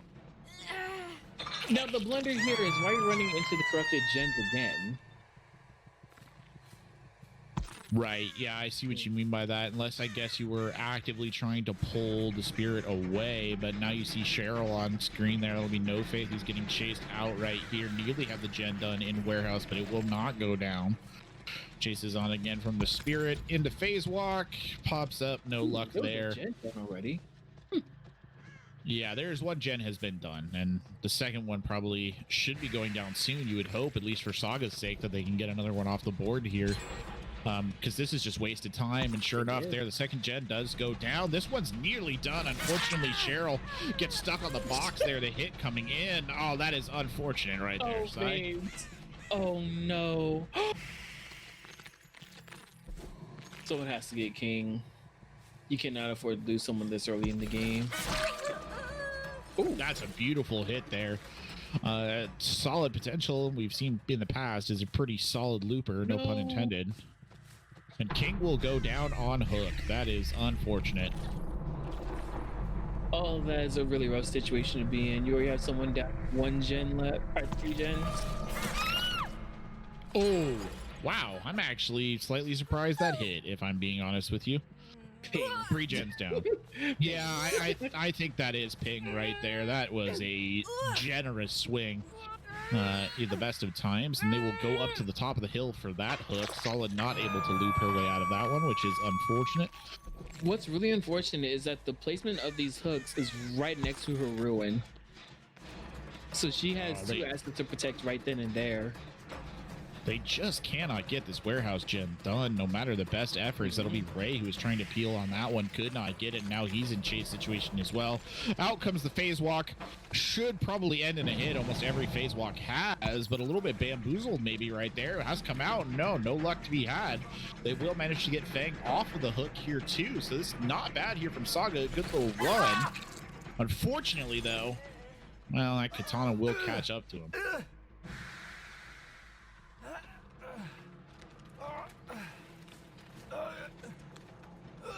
That'll be, I believe, the first hook for Ray, so not the worst situation, but the hooks are getting distributed and the points are going up here as well.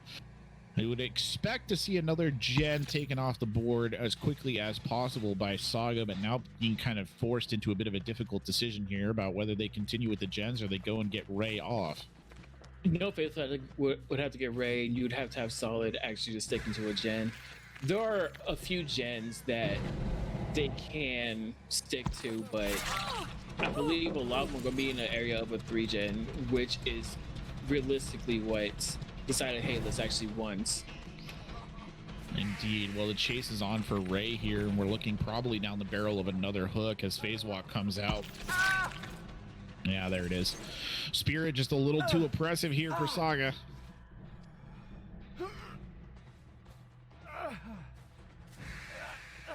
This game is gonna be a rough one for sure. Hook comes up. Another gen down would be brilliant at this stage, but it still has not manifested. So even a 3-gen they would have to break Pride Rock gen to break a 3-gen. They have to, but I don't know if they'd be able to. Are you Cheryl? Ma'am, healing. Ma'am, heal off. I'll credit to her. Got caught in 4K trying to heal. What is this? Caught in 4K. Oh no! Phase Walk coming out now, the pressure on. Oh, and the Spirit, dude. Oh, misses the hit.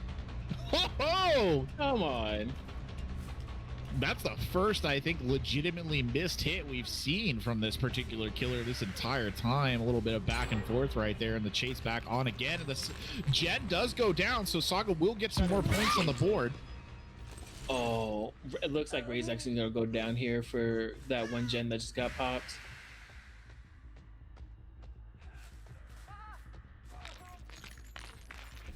He will indeed go down. They trade that out. The warehouse gen had been in play, but I do believe if Ruin is still there, it might very well still be up. But it is. With Ruin still being up, this is going to be a really rough game for this side of Saga. Yeah, I don't know that there's a whole lot they can do. Unfortunately, that totem placement is actually kind of brutal. And normally when I play killer, I would see that totem spot. I'm like, damn, this is actually not that great. But now it's like, it's worked out here today. I mean, really, kind of been quite easily covered. Yeah.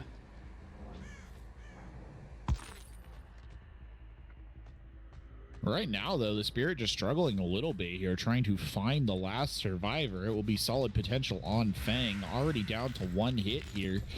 We know that No Faith is down and out as well, but we assume that the Spirit probably has lost track of that survivor at this point in time. No gens really appear to be being worked on. The Spirit kind of making the rotation here, trying to check them out. That warehouse gen has been sort of the choice du jour, and No Faith will get back up here. So 2 bodies in. The option for healing still on the board here as well. The Phase Walk coming out from the Spirit immediately jets to the other half of the map, just kind of patrolling these gens, waiting for somebody to make a mistake and fall into the gun sites. Hatch location discovered right there, and that might be important as this round boils out.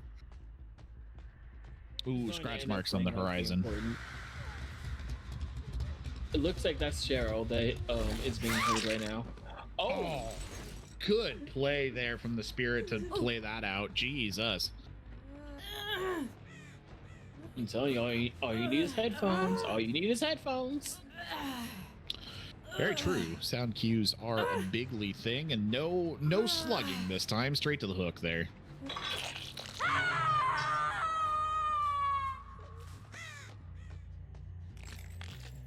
And still no gens being worked on. It's difficult to say exactly what the Fang is doing here.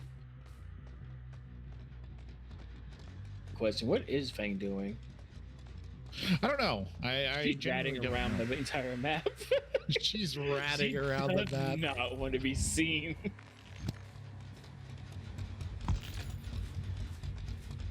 I mean, ideally, she maybe could have snuck a gen through, but like you said, with that Ruin still up, this is very challenging indeed. There's still that one gen in the very, very, very far backside of the map. Yeah, valid. The warehouse gen, I think, is... No, I was just going to say... What? Give up. Oh, Solid does get caught out there. The temptation of trying to get that warehouse gen, too much. Well, that will be, I believe, the final hook, and that is all she wrote, really, there at the end of the day.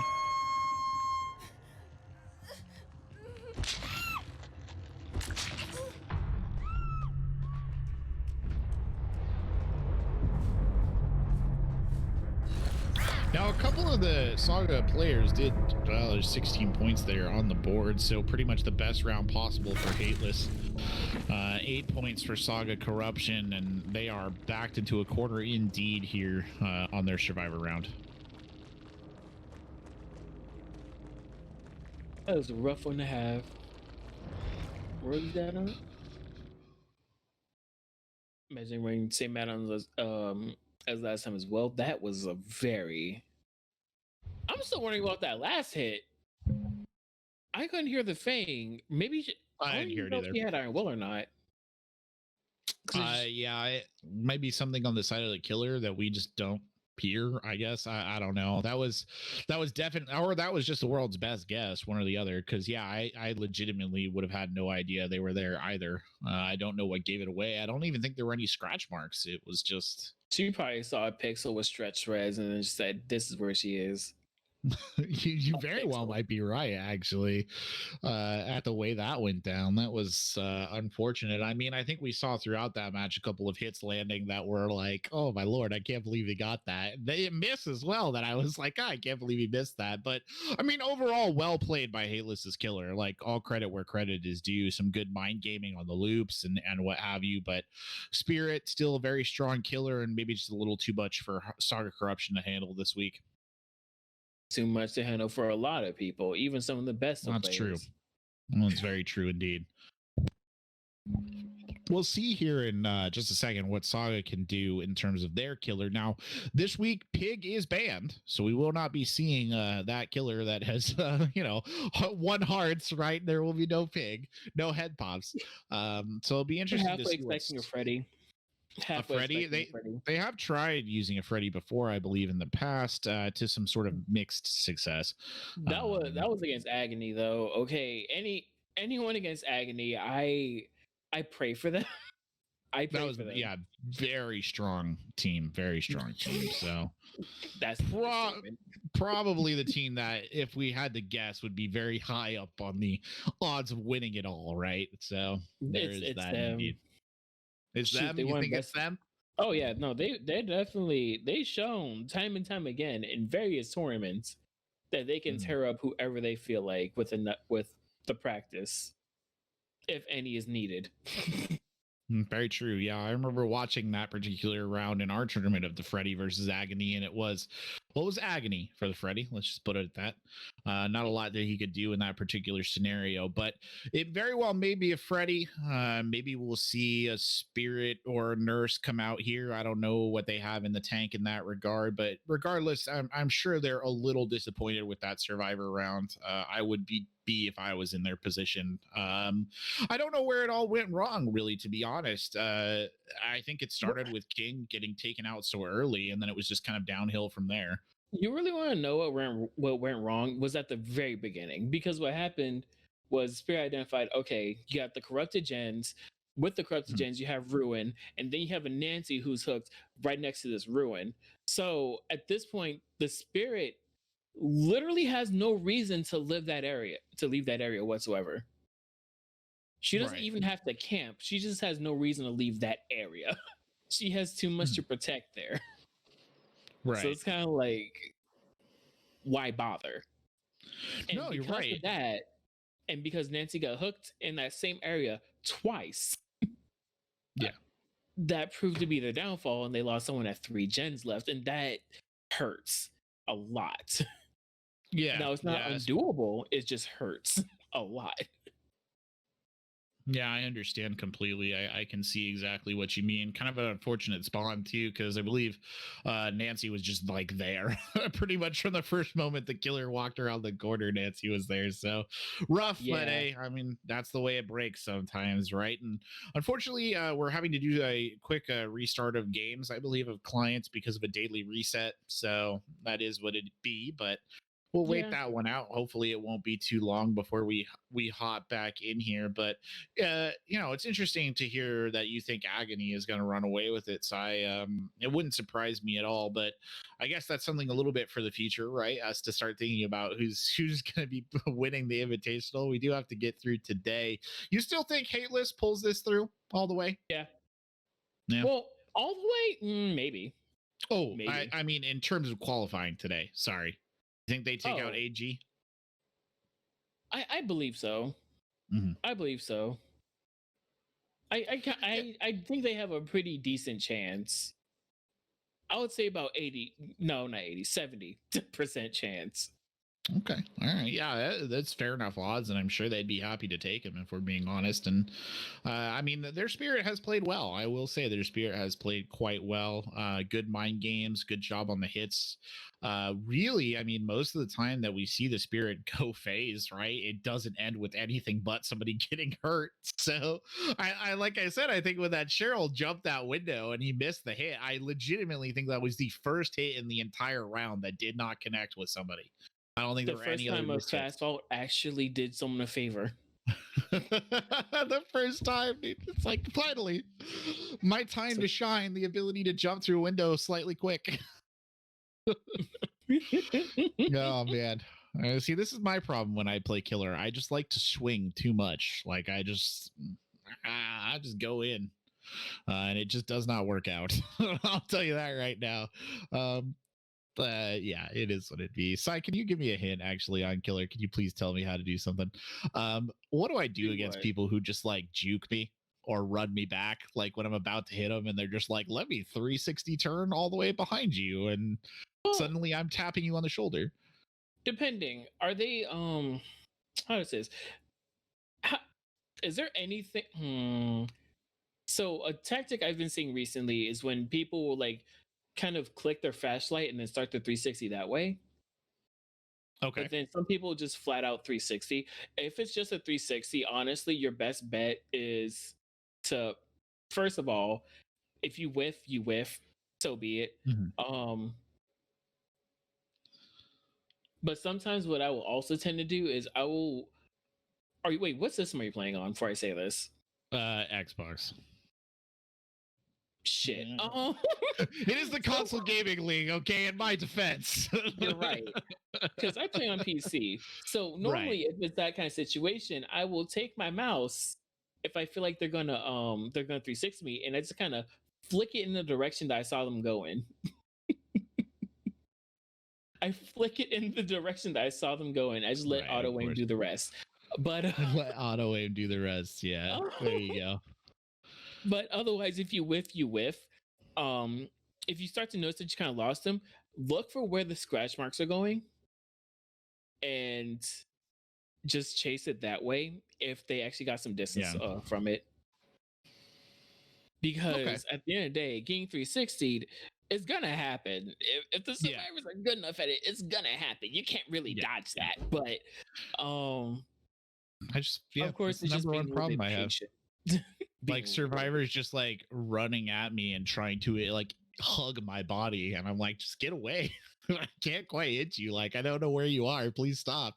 Like, also, I hate it so much. What killer do you play mainly? I play for it.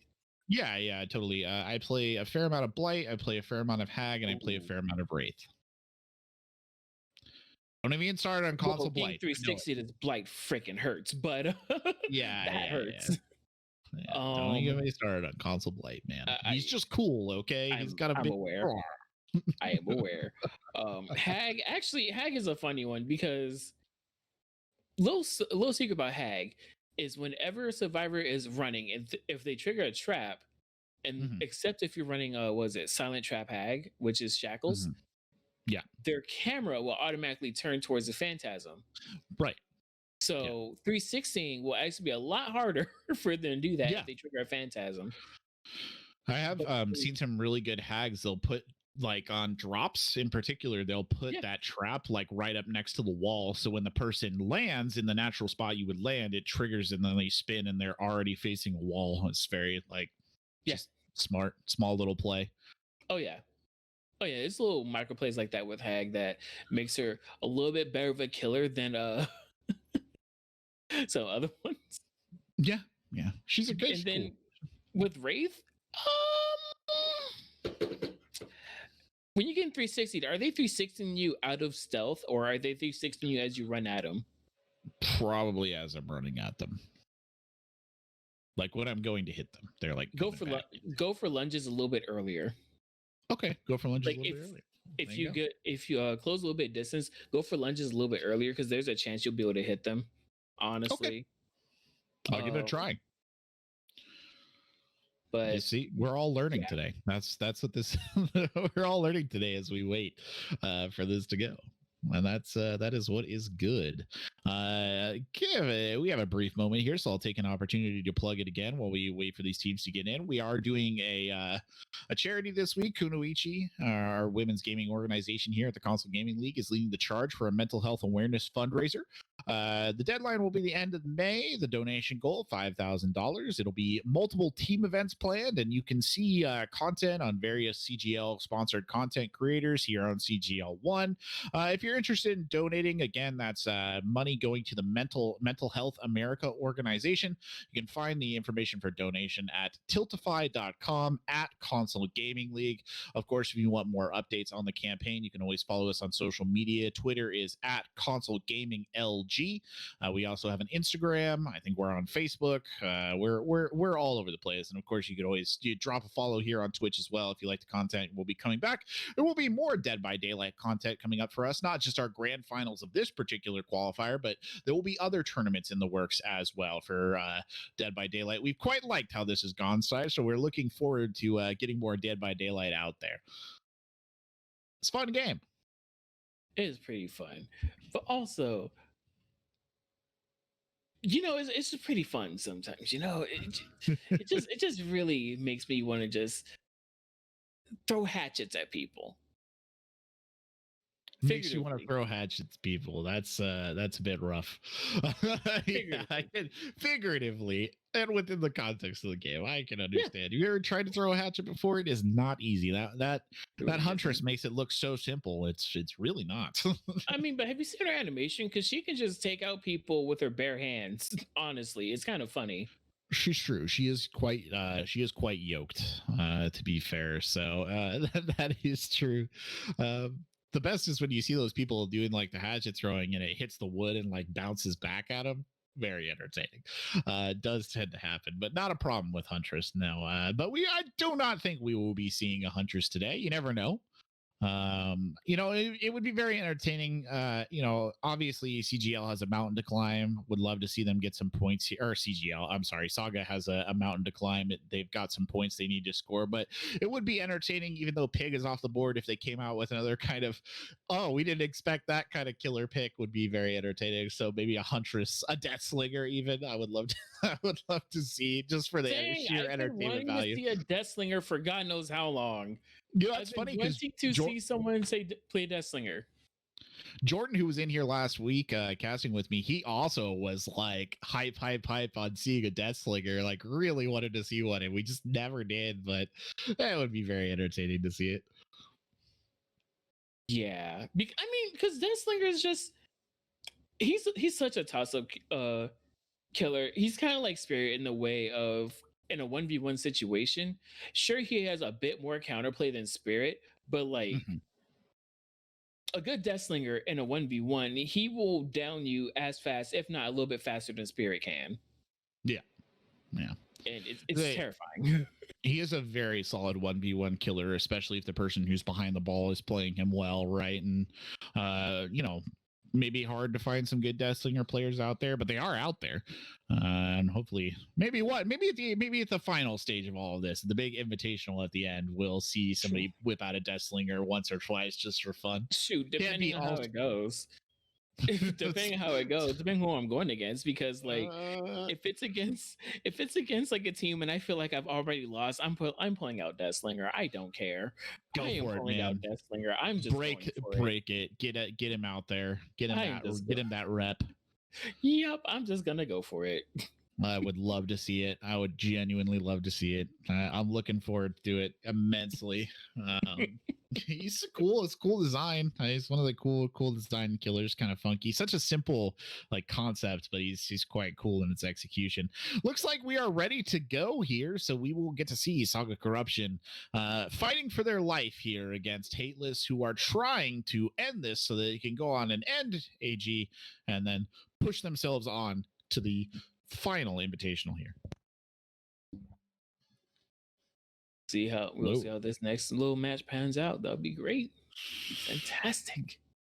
And Saga Corruption has a veritable mountain to climb here at 8-16. It was not the best Survivor round. A couple of mishits here and there for Saga, and Hateless started to run away with it. it is what it be. I do think that Saga is not, or you can see them in the chat, I believe, or not Twitch chat, but in the Discord, we're discussing points. They don't think it was fairly scored, but whether or not that has an impact at all, it could be a moot point here if Saga Corruption's killer comes out swinging big. You know what? No, I do think the points for Hitless are a bit misguided because some people did die on second hook. So that should only be, I know 2 points automatically should be deducted. Oh, yeah, you're actually right. Ray died on second hook, if I remember correctly. Ray and whoever the Fang was. Yeah. Oh, Fang. Fang died on second hook, and No Faith, actually. I think they all died on second hook, now that I think about it. I think so, I don't know. I don't know how that factors in, and I also don't know how the last death factors into the points. I'd have to go and check the rules again, but regardless, we are all in here. Even for right now, right? If Hateless does 4 gens and Saga gets a perfect game, that's a tie. Right. That is true. And our producer is telling us that if you die on second hook, the killer does get all 4 points. So there you go. Iron Will, Dead Hard, Camaraderie. I don't think there's anything in here that's particularly shocking in terms of perks. Oh, really? Cloud Sauce. We do see a Huntress. Oh, yeah, look at that. You can hear that. We haven't seen him on screen yet, but we do hear him. And already a totem getting cleansed, so that is a little unfortunate. Hey. That was literally right out the gate. That is just bad luck. If I was in pubs, I'd probably DC, honestly. I would DC? Oh, no, dude. You got to play it. You got to give it the good old college try. I mean, I don't run Ruin, so like I can't really say much, but like still, I'm a DC. Is that wait? So they're running Flower Babushka. Is that the Hatchet flight speed? I have no idea. Oh my god! I don't know the attachments. I forgot that they changed Huntress add-ons recently. I'm pretty sure that is the flight speed add-on, and I think it's 20% faster. Yep. That is 20% faster. I don't know, ladies and gentlemen, if that should have hit. Why? I'm pretty sure Dwight doesn't know if that should have hit either, but it did. I'm telling you, the hook is on there. It's terrifying. You don't need to load up for anything. That hatchet went flying straight into his back. Oh, there was nothing he could do about it here. And coming on now onto this next gen, pulls out the hatchet, goes for the shot, does not land it. It is reloaded on hatchets at this point in time. Oh no, the serpentine pattern just too strong. Oh, none of these hatchets are landing. Absolute tragedy. Nia continues to avoid him. Oh no. Oh, that one I think. Did that hit? I actually don't know. No, it didn't. That simple duck and weave apparently is just too much for any one particular hatchet to handle. 2 gens now down. Saga Corruption at 9, Hateless at 18. Chase starting up again here, looking for a hatchet hit, won't quite find it. Hatchet is put away, comes out one more time, will not make another appearance. Oh, just unfortunate here for the killer. Cannot seem to get the right window of opportunity to throw one of those hatchets down.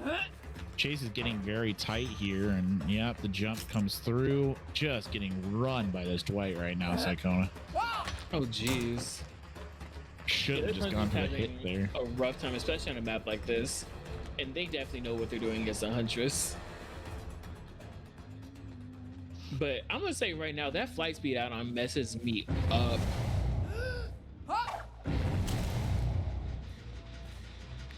Was that a hit? Yeah, it was a hit from deep down range. Priska Potter gets caught right there, and we'll go for the second hook, looking for the Nia. This Nia cannot be hit by man nor beast right now, the way these hatchets are going, and much credit to him. The swing coming in right there, still looking for the opportunity. These T-walls are just annihilating this poor killer. There we go. Good hit finally. There we go. Let's go. Is Rosewood actually good? I don't know. That messes with my muscle memory a little bit too much, honestly. Indeed.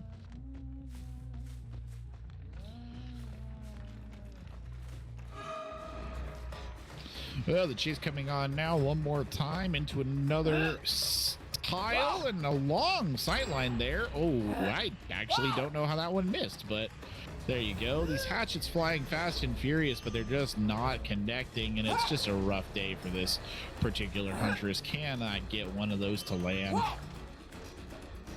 Oh my lord. The flight speed is that, how can I say this? I'm pretty sure the flight speed actually messes with what huntresses would normally see as a regular hitbox. So while you might very well be right. So while, like, if you didn't have the add-on, they would probably hit. They probably would. But with this add-on, because of how fast they fly, it doesn't land nearly as easily. Not this. And it looks like that's gonna be a GG for the side of Hateless. It will be there. The hit eaten. What? Dead hard right into the tree. I don't think that was a dead hard, but that was definitely a run into the tree moment. Just not going very well here for this poor huntress, and you're very well right, be correct, that that flight speed attachment has just kind of messed things up for him here. Hard to say, but it does look like Saga Corruption's run here will end, and it's almost a shame, Sai, that it didn't get to end with the pig, but honestly, it will end with a huntress and a number of missed hatchets, and that is just the way the cookie crumbles today.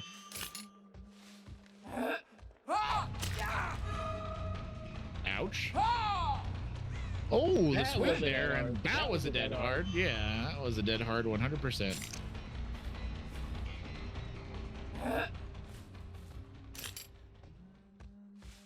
Really defending this door right now. Also, Nightlight is right. This huntress has no patience as far as loading up the hatchets. But even patience, then, not a virtue, I will say. Let's just be honest right there. Oh, that was a good hit.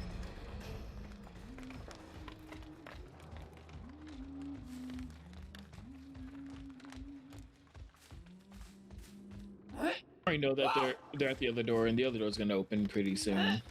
Or no, all four of them just right there. That was a good hit. That one went down range. Now they're just baiting the killer away from the door. Hateless, I think, just having a bit of a run here, to be fair. Like, that's Iron Maiden too. And there it is. Door is open. Escape should soon follow. Unfortunate that that hit the Fang from downtown and not one of the others, but it doesn't really matter at this stage. The points are the points. It will be a full escape here by the looks of it. Just Nia left. Saga not able to bring it down today, and Hateless will proceed to the matchup there. Punch is like, please leave. Please go.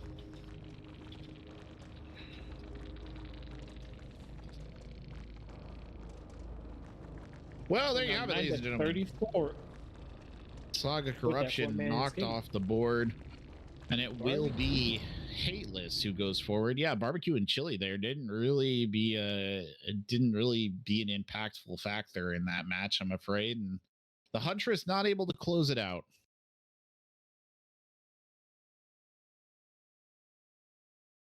It's unfortunate for the Huntress. That was a rough round. Rough game, but playing you kind of do run inside rest while playing Huntress, because she is the kind of killer that I would also consider a pump stopper. Honestly, yeah, I would agree. It's not that Huntress is a bad killer. She's just very easy to read compared to other ones. Yeah. Unless you're like Umbra or something, or Reaxium, or just like a really good Huntress altogether that are a bit more patient, that can land hatchets that, quite frankly, you question how they even land whatsoever, because you thought she was looking at someone else, then she flicks around, just hits you upside the head with a hatchet. You can't really. There's always that risk when you run into an aim-based killer, including there is that risk.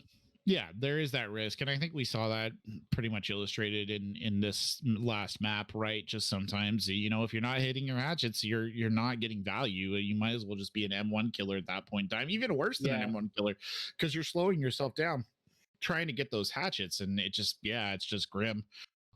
Still, I mean, valiant effort. I appreciate them bringing out a killer that we haven't seen a lot of in the course of this tournament. We've seen a couple of good Huntresses play, but we haven't seen a Huntress in a while. Just not to be here. Looks like it'll be AG for Hateless for our final for that last spot to qualify, and it will be Coal Tower as the map. So that gives you something to think about right there. Sai, what do you think of Coal? Fair map? Killer sided, defender sided? Okay, it is a very balanced map.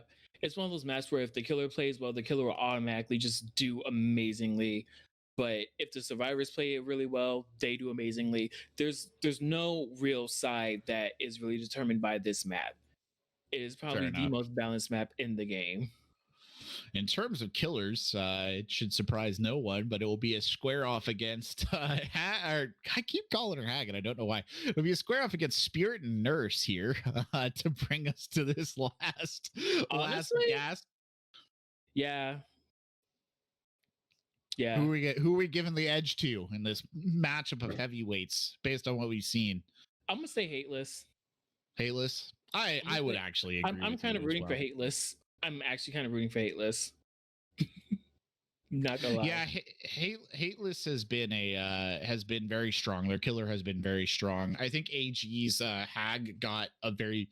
Now I was gonna say I think AG's Hag got a little bit of a beneficial spawn setup right there, and some things went very well for them. But truth be told, I think that could actually apply to Hateless's Spirit in that match with Saga Corruption. That worked out quite well for them, all things considered. But no, I think that AG's Hag, we genuinely probably didn't get to see what it would look like against a team that kind of wasn't feeding into it at the end of the day. So it'll be interesting to see what Hateless pulls out.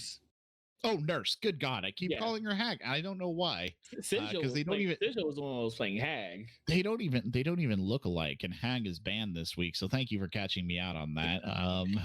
I don't know why I don't know why. I'm like it's in my mind. I've got them crossed today. I just cannot get that particular bugbear out of my brain. But there you go. We'll see what that Nurse comes out on, because I just don't know. I genuinely don't know how it will work against a team that. Not to say that a team that's good, because that wasn't really the problem. Just a team that doesn't get funneled, kind of stuck funneling into a bad situation. Let's just put it. Yeah, I would love to see how that works out too. But that's also kind of why I think Hateless will do a lot better. Because I don't know how to explain it. Sometimes you can just look and just see that maybe what you're seeing is not exactly what you think it is. And I think that was a situation with AG's Nurse against on Shelter Woods.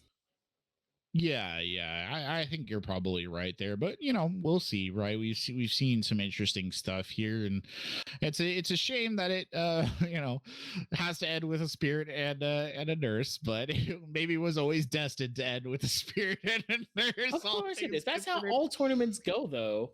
They always will end with a Spirit or a Nurse, unless it is unless tournament rules state otherwise. But that's just how I do not state otherwise today. So there you go. We will get that final run at it, and we'll see too what they have in store for us on the Survivor side. I mean, I think both these teams have played very strong Survivor sides. So it'll be interesting to see what they kind of bring to the muster in that regard. We saw, I believe it was it AG that basically went for a gen rush strategy there towards the end, just to get as many gens as possible done. But they were already in a pretty good situation there. So I wonder if they'll change their strategy up in that regard. I doubt it. I doubt it. They're probably going to go for the same strategy, especially against Hateless, who has proven themselves to be one of the better teams in this tournament. Going for a general strategy would probably be their best bet, and I can only imagine they would actually do better with it. Because they already knew they won the last time. Yeah, I understand completely. I get what you mean. And it is a really, I mean, that Gen Rush, we were talking about it earlier, and I know you were talking about it during our break as well. The Gen Rush thing is just so hard to like counteract, right? Just suddenly gens start flying and you're kind of left adrift as a killer to a certain extent, trying to battle your way back into that stream. And especially in the organized play, right? This tournament setting, you really do feel the pinch of them just sweeping gens off the board in front of you. Yeah. Especially with the build that one was running, it was like built to last, prove thyself, streetwise, and you just saw toolboxes for days. That I am guilty of running something similar to that on with some friends, and they send us to Haddonfield. This poor blight, man. I've never felt so bad for someone in my life. Oh no. I as a blight player, I know exactly what you mean. I feel your pain. I feel the pain. I should say. I can't remember if I sacked myself for him because I felt that bad. I was like, no. Oh my gosh. Poor blight. Oh. You he's great. He's a lot of fun. He's very fun to play. But sometimes things just do not go your way. It just bad. Looks like we're gonna have. That's another one I kind of want to see. Oh yeah, go ahead. It's what I meant is blight, but outside of the J flicking thing, because yeah, if you do it, you're boring. But I do want to see blight because as much as I hate playing against him, but he is a strong killer to play, and I think he's underplayed quite a bit. Yeah, he's great fun. I mean, he's genuinely great fun to play. If you've ever played as him, he's a very good time, and he does a pretty good job of getting his hits in or whatever. He has a very entertaining weapon at the end of the day as well. I love his like little cane flick that he does, but yeah, old ass. We saw him a little bit last week, but you did mention the J flicking thing, and that was something we saw on stream. It is against the rules in this tournament, and it does make him harder to play to the point where I think that some people would avoid him specifically because they cannot do that. So I can understand, but we're going to take a quick break here. One of the teams is having some technical issues, and there's only so much that Sai and I can fill here. So we're going to take a quick break, and we'll be right back with the exciting conclusion of week 8 of Alive by Nightfall right after this break. They're in Spain right now, so like it's just going to happen. Oh shit, we're back. I think we are back. Yeah, we are back, and we're going straight to the match. Hateless versus AG. Who's playing killer? He just wants to get it. They just want to put this one to bed, right? So they can go to bed. Understandable, because they do want to go to bed. It's like, what time is it in Spain right now? Like 2 in the morning, or something like that. What would that be? Yeah, something like that. I think 1:30 in the morning, or maybe 2:30 in the morning, one or the other. So it is quite late for them. It is indeed dedication. Jesus.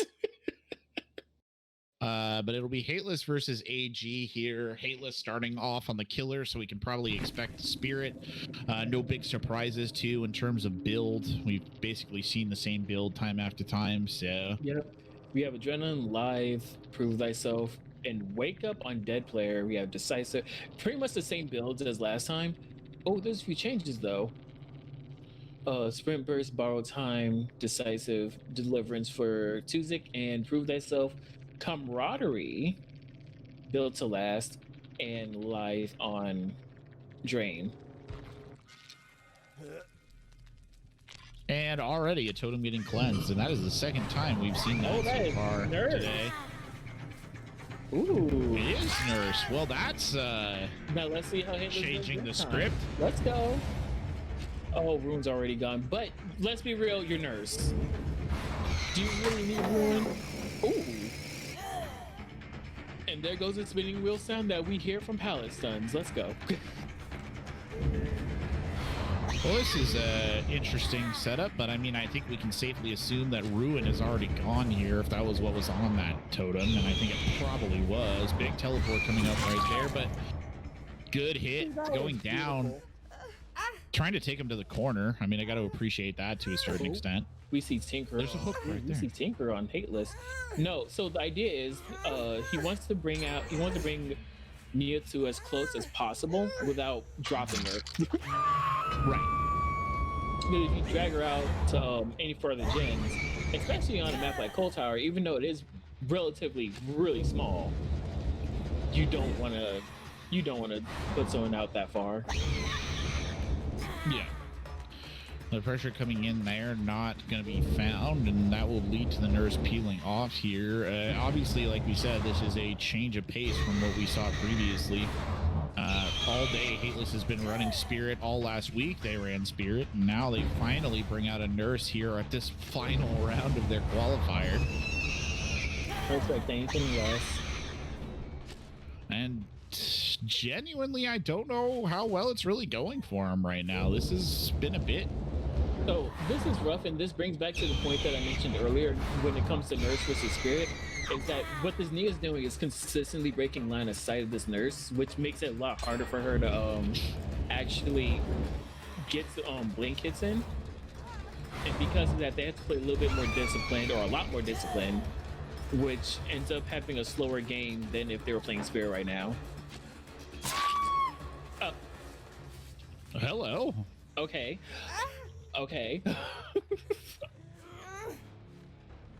So that's the second hook on Nia. That slow vault was very questionable. I think I understand what the Nia was doing, but it was very questionable.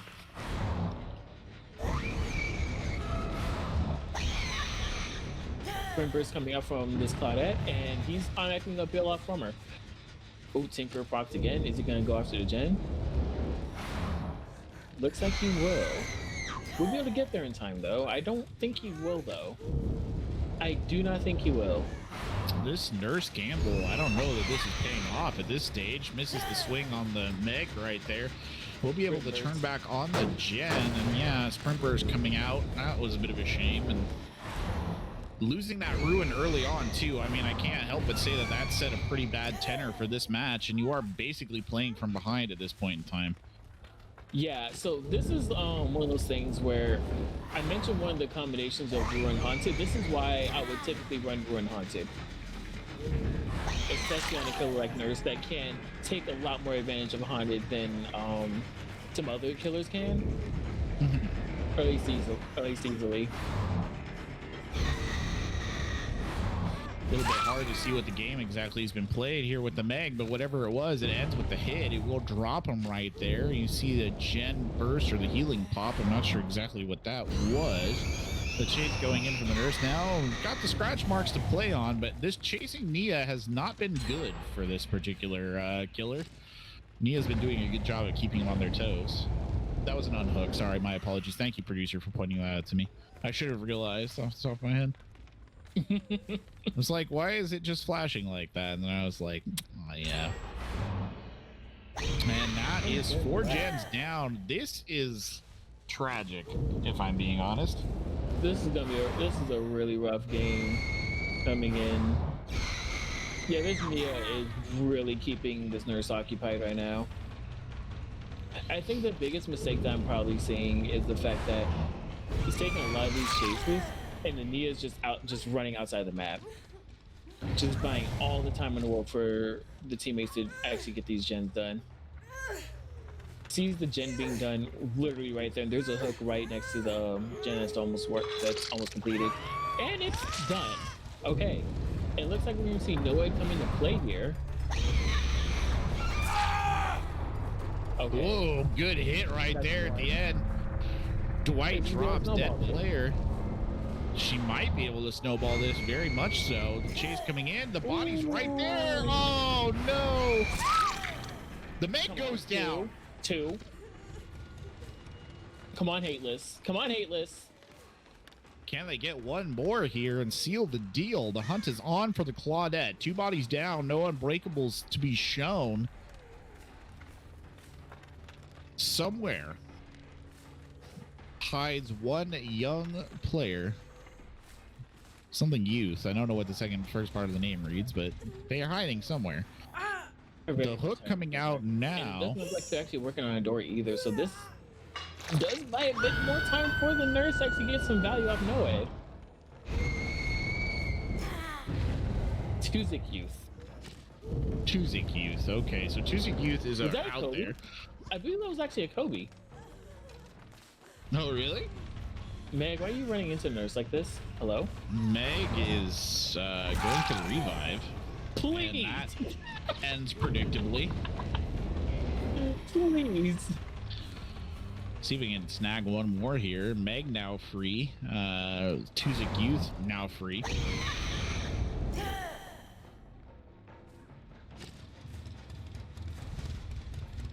The hunt really on. I just can't quite close this one out. Goes for pickup there on dead player. We'll just try and throw him onto the hook right next to the pallet.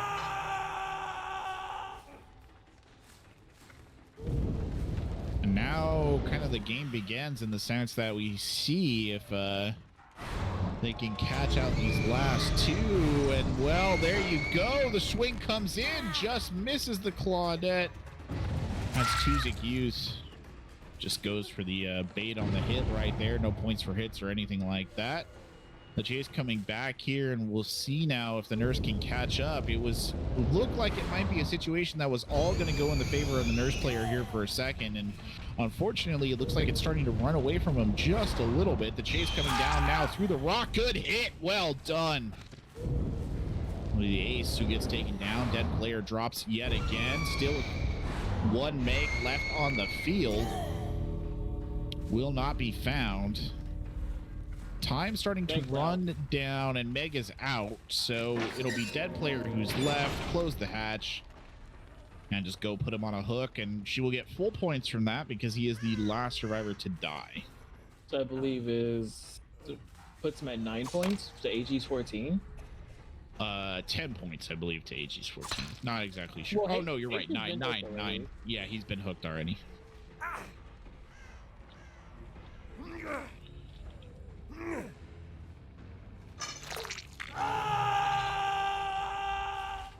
I mean, 9 points to AG's 14. That's something he can come back from, definitely. I can say that. You can come back from it. What I want to see is how does dead player's nurse stack up to this when people aren't literally running into him? That is going to be the big question to ask here, because I think for both of us, right, Hateless coming out the door on that nurse was a surprising choice, to say the least. I don't think Marcello did a particularly terrible job of playing the nurse, but I don't know that it was as good as Marcello's play on Spirit, if I'm being honest. It wasn't, but that's only because of the key factors that I mentioned earlier when it came to like Nurse versus Spirit, as far as like who's the better one. Nurse just has more counterplay that's honestly a lot easier to do. Right. Than Spirit, who kind of has very limited to almost no counterplay whatsoever. Right. But I mean very limited counterplay. Yeah, very, very limited indeed. And I mean, I think we did see some really good counterplay coming out right there. That Nia in particular kind of giving the nurse the run around there on the outside edge, right? Forcing those teleports, breaking line of sight, making life very difficult for Marcello to kind of get in and get the hits that they needed. They had a brief resurgence there, kind of in the post-gen situation. They got a couple of good downs, but ultimately they weren't able to parcel that into a victory. It was a bit, I don't know if it wasn't Kobe, if that was the off hook. I don't think they had deliverance on their perk spread, if I remember correctly, but they might have done. I would have to go back and see it. So this is also why I don't really like running Ruin by itself without like something else to cover it. Whether it be Thrill, which can I get a bunch of Keck W's in the chat for Throw the Hunt, please? Or more often not Haunted, or I guess Pop. Even though I don't like Pop on Nurse for some reasons more than others. That yeah. But Ruin always gets popped so early in these tournaments. People will automatically find Ruin and just straight up bust it, and there's nothing you can really do about it unless you catch it out immediately. Mm-hmm.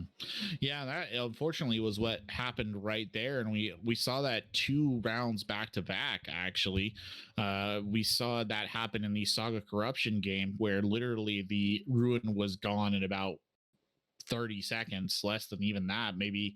And that happened again right there. So that definitely didn't make things any easier there for Hateless to try and play back, especially if we think back to their match against Saga Corruption, where the ruin was just absolutely clutch, right? A huge benefit to the killer in that particular scenario. Because when you're relying on RNG, especially with stuff like corrupt intervention, you want to hope that Ruin is just in the best place, like in a really good place. Kind of like how Right. Ruin was like in the corrupted gens next to a hook that was like next to another gen that wasn't corrupted that you could just easily walk to and protect if you wanted to. Like that RNG was just disgusting for the spirit. Yeah. And there's sometimes just not much you can really do about it. But that's also no really like running hex perks must to it all because of that RNG. It is painful. I very much understand that feeling. Hex perks they are so tempting. I will admit they are so tempting because they do some great stuff, right? But yeah, the problem always lies in you are surrendering yourself to RNGesus and hoping for deliverance to a certain extent, right? Not the perk, but like in terms of luck delivering you, right? Did not work out that time, so. We are waiting on one to get in here. We will see Hateless on the survivor side. AG picking up the killer. AG had that nurse last time, had a decent perk spread for her. I think the only thing that really surprised us about that perk spread was agitation. After that last round, do you think they still keep agitation in their perk lineup? Probably. So there actually is a nurse build that one of my favorite nurse mains on the planet, Soup Alf, runs. It's called the speed running build. It is, I believe it was like agitation, haunted, retribution, and something. I forgot what the other one was. I think infectious. I think that's what the other one was, infectious, right? Mm-hmm. And the point of agitation in that build is solely to carry survivors who each hook faster. That's it. That's why it's called the speedrunning build. Also one shots, a lot of them.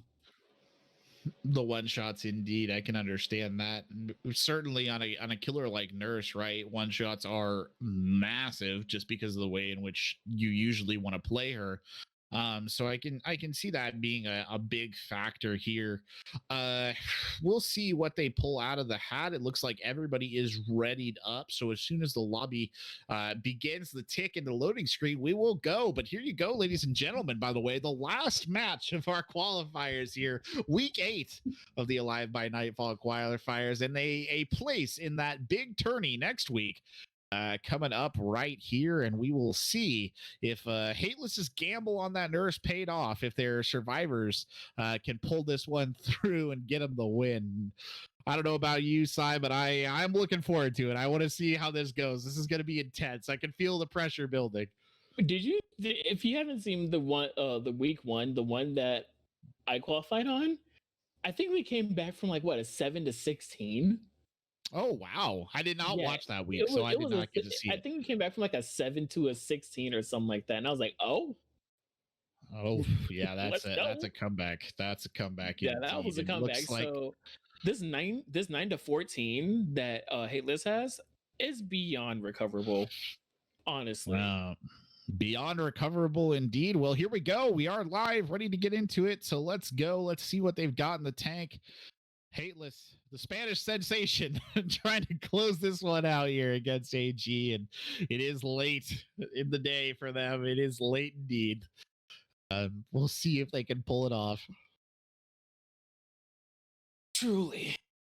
I want to see what actually comes out from the side of AG this time.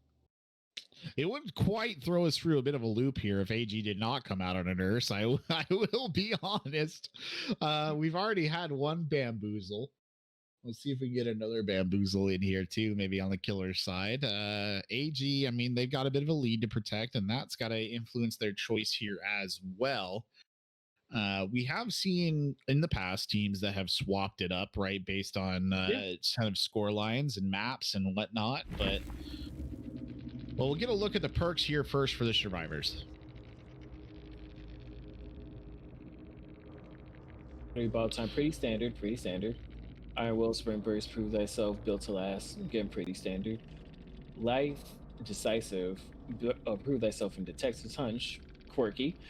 Dead Hard, Deliverance, Decisive, and Borrowed Time. You got triple D's in a in a Borrowed Time, period. All right, let's see what's going on here. What are you gonna see? Already a hit. Is it a nurse? It is another nurse. Ooh. Oh, that was ambitious. Swing and a miss right there. Yeah, that was a little bold, but unfortunately the saw connects with nothing but brickwork. Unfortunately, already a down here for the Dwight player, and they have barely got out the gate on this one. They need to trade that out for a gen, absolutely. Oh, they're going to. And they do. Like that. Two of them are doubled up on a gen. I'm pretty sure one of them that they're doubled with has Prove Thyself. So the nurse player knows that they are on that gen right there. The question is, are they going to attack it? Well, there's a goodly amount of shrieking from the nurse right there as they kind of play this one in a bit of a weird way, checking multiple angles. They will go for the dive. Nope, nobody there. Ooh. They completed that one gen, and now I think what they're going to do is actually... Ooh. Oh, hello, Fangman. You were right about the boxes, all right. She probably heard the things breathing. I think you're probably correct right there. The pressure coming out almost immediately on the other side, trying to go for one more attack here. And it will be a chase again. Is the looping going to be here, though, or the time wasting, I should say? And this is Hook guarding to kind of extreme, I would say, to be honest. We're gonna have to get a count on that one. Because this seems like some camping. This is true national parks level stuff right there, if you're asking me. But well, I mean, it is. Look at this. Like, this is what I do in my games, and I'm a terrible camper, so I know it. The chase coming on here, they just honestly, genuinely are starting to fall into the same trap we saw the other team fall into against AG, where they will engage in this attempt to get this unhook and not do the gens. I mean, they already have Davison down here too, and this is a grim situation. Think that's agitation again? Yeah, no. Yeah, it is. Whoa, swinging a miss there, and he is out. So one of the members of Hateless is taken down. Big hit coming in there on the Nia. Okay.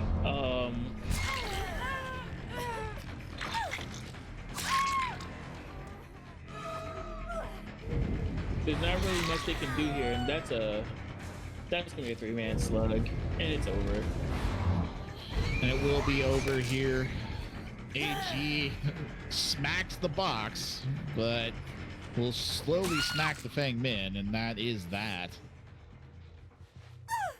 Well, it's a bit unfortunate to say it, but it kind of ended more with a whimper than a bang here at the end, Psychona, if I'm being honest. That was a round.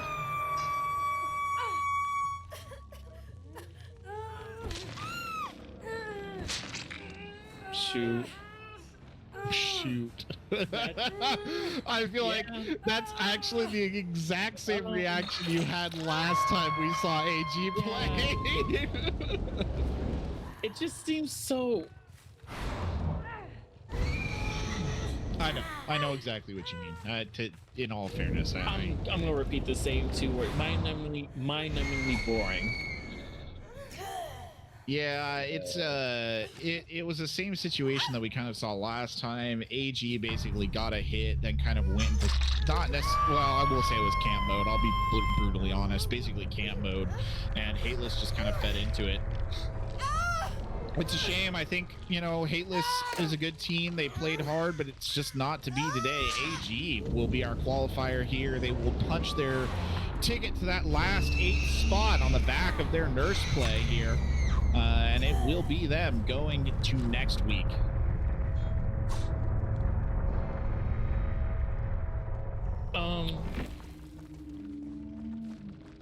a very fun and engaging gameplay, surely. You know what? Yeah, you're right. Yeah, But if it's just as engaging as playing against a face camping Bubba. Yeah, but it worked, and that is unfortunately the way things go, right? Sometimes if it works, it works. Anyway, in pub, sure. I know he's about to get a lot of minus reps on his profile.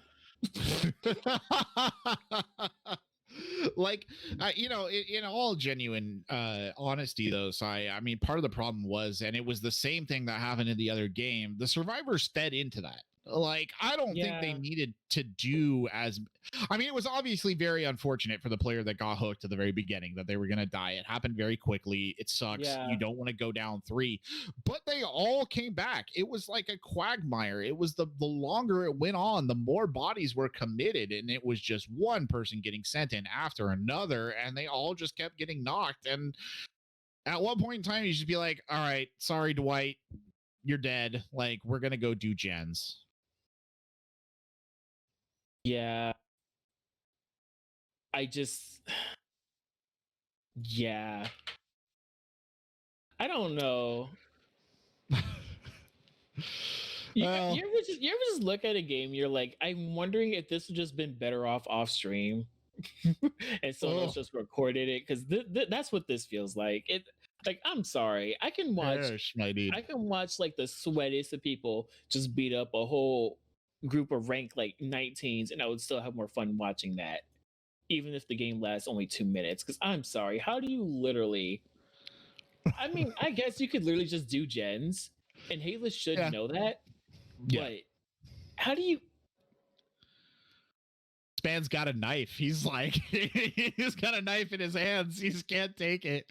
I understand what you mean, though, Sai. It was unfortunate that it was a bit of a rough game to end it on, but at the end of the day, it won't be AG who punched their ticket here in week 8, and that will close it out here for the qualifiers of this Alive by Nightfall tournament, the first tournament that CGL has done in Dead by Daylight. Really quickly, let me just one more time rep our campaign that we're doing, our charity campaign. It is a mental health awareness month here, and as a result, our Kunoichi, our female gaming partner here at Console Gaming League, is doing a mental health awareness fundraiser. It will last until the end of May. Donation goal is $5,000. There will be multiple team events planned. You can check the streams of content creators affiliated with the CGL here to see what is going on around the world. And if you are interested in donating, you can go to tiltify.com/@Console Gaming League. But that, I think, will just about do it here for us today. Sai, any final thoughts you have here before we wrap things up?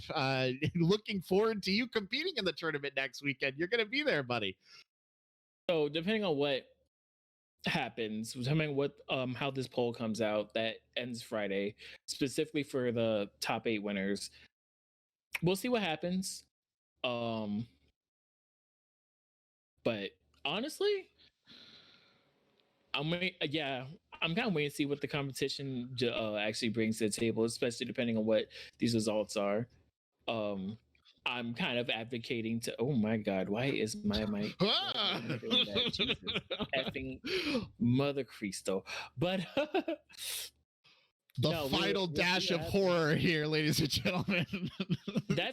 This is how my brain feels right now. That just scrambled. Just.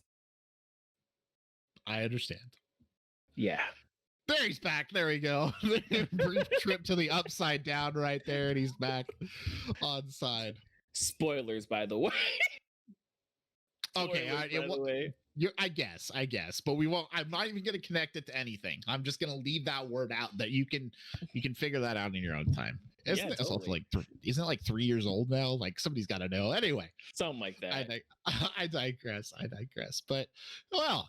Thank you so much for joining us here today, Sai. I wish you the best of luck next week in the tournament. It's going to be a lot of fun watching you guys go at it. And yeah, for those of you who are interested in watching the penultimate final with its big prize pool, that will be in next week here on CGL1, same time, same place.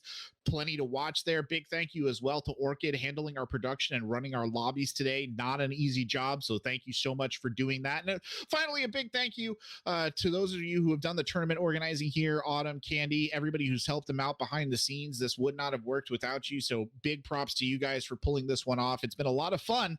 But for all of us here at the Console Gaming League, that will do it for today. Thank you so much for watching and have a wonderful evening. Bye-bye.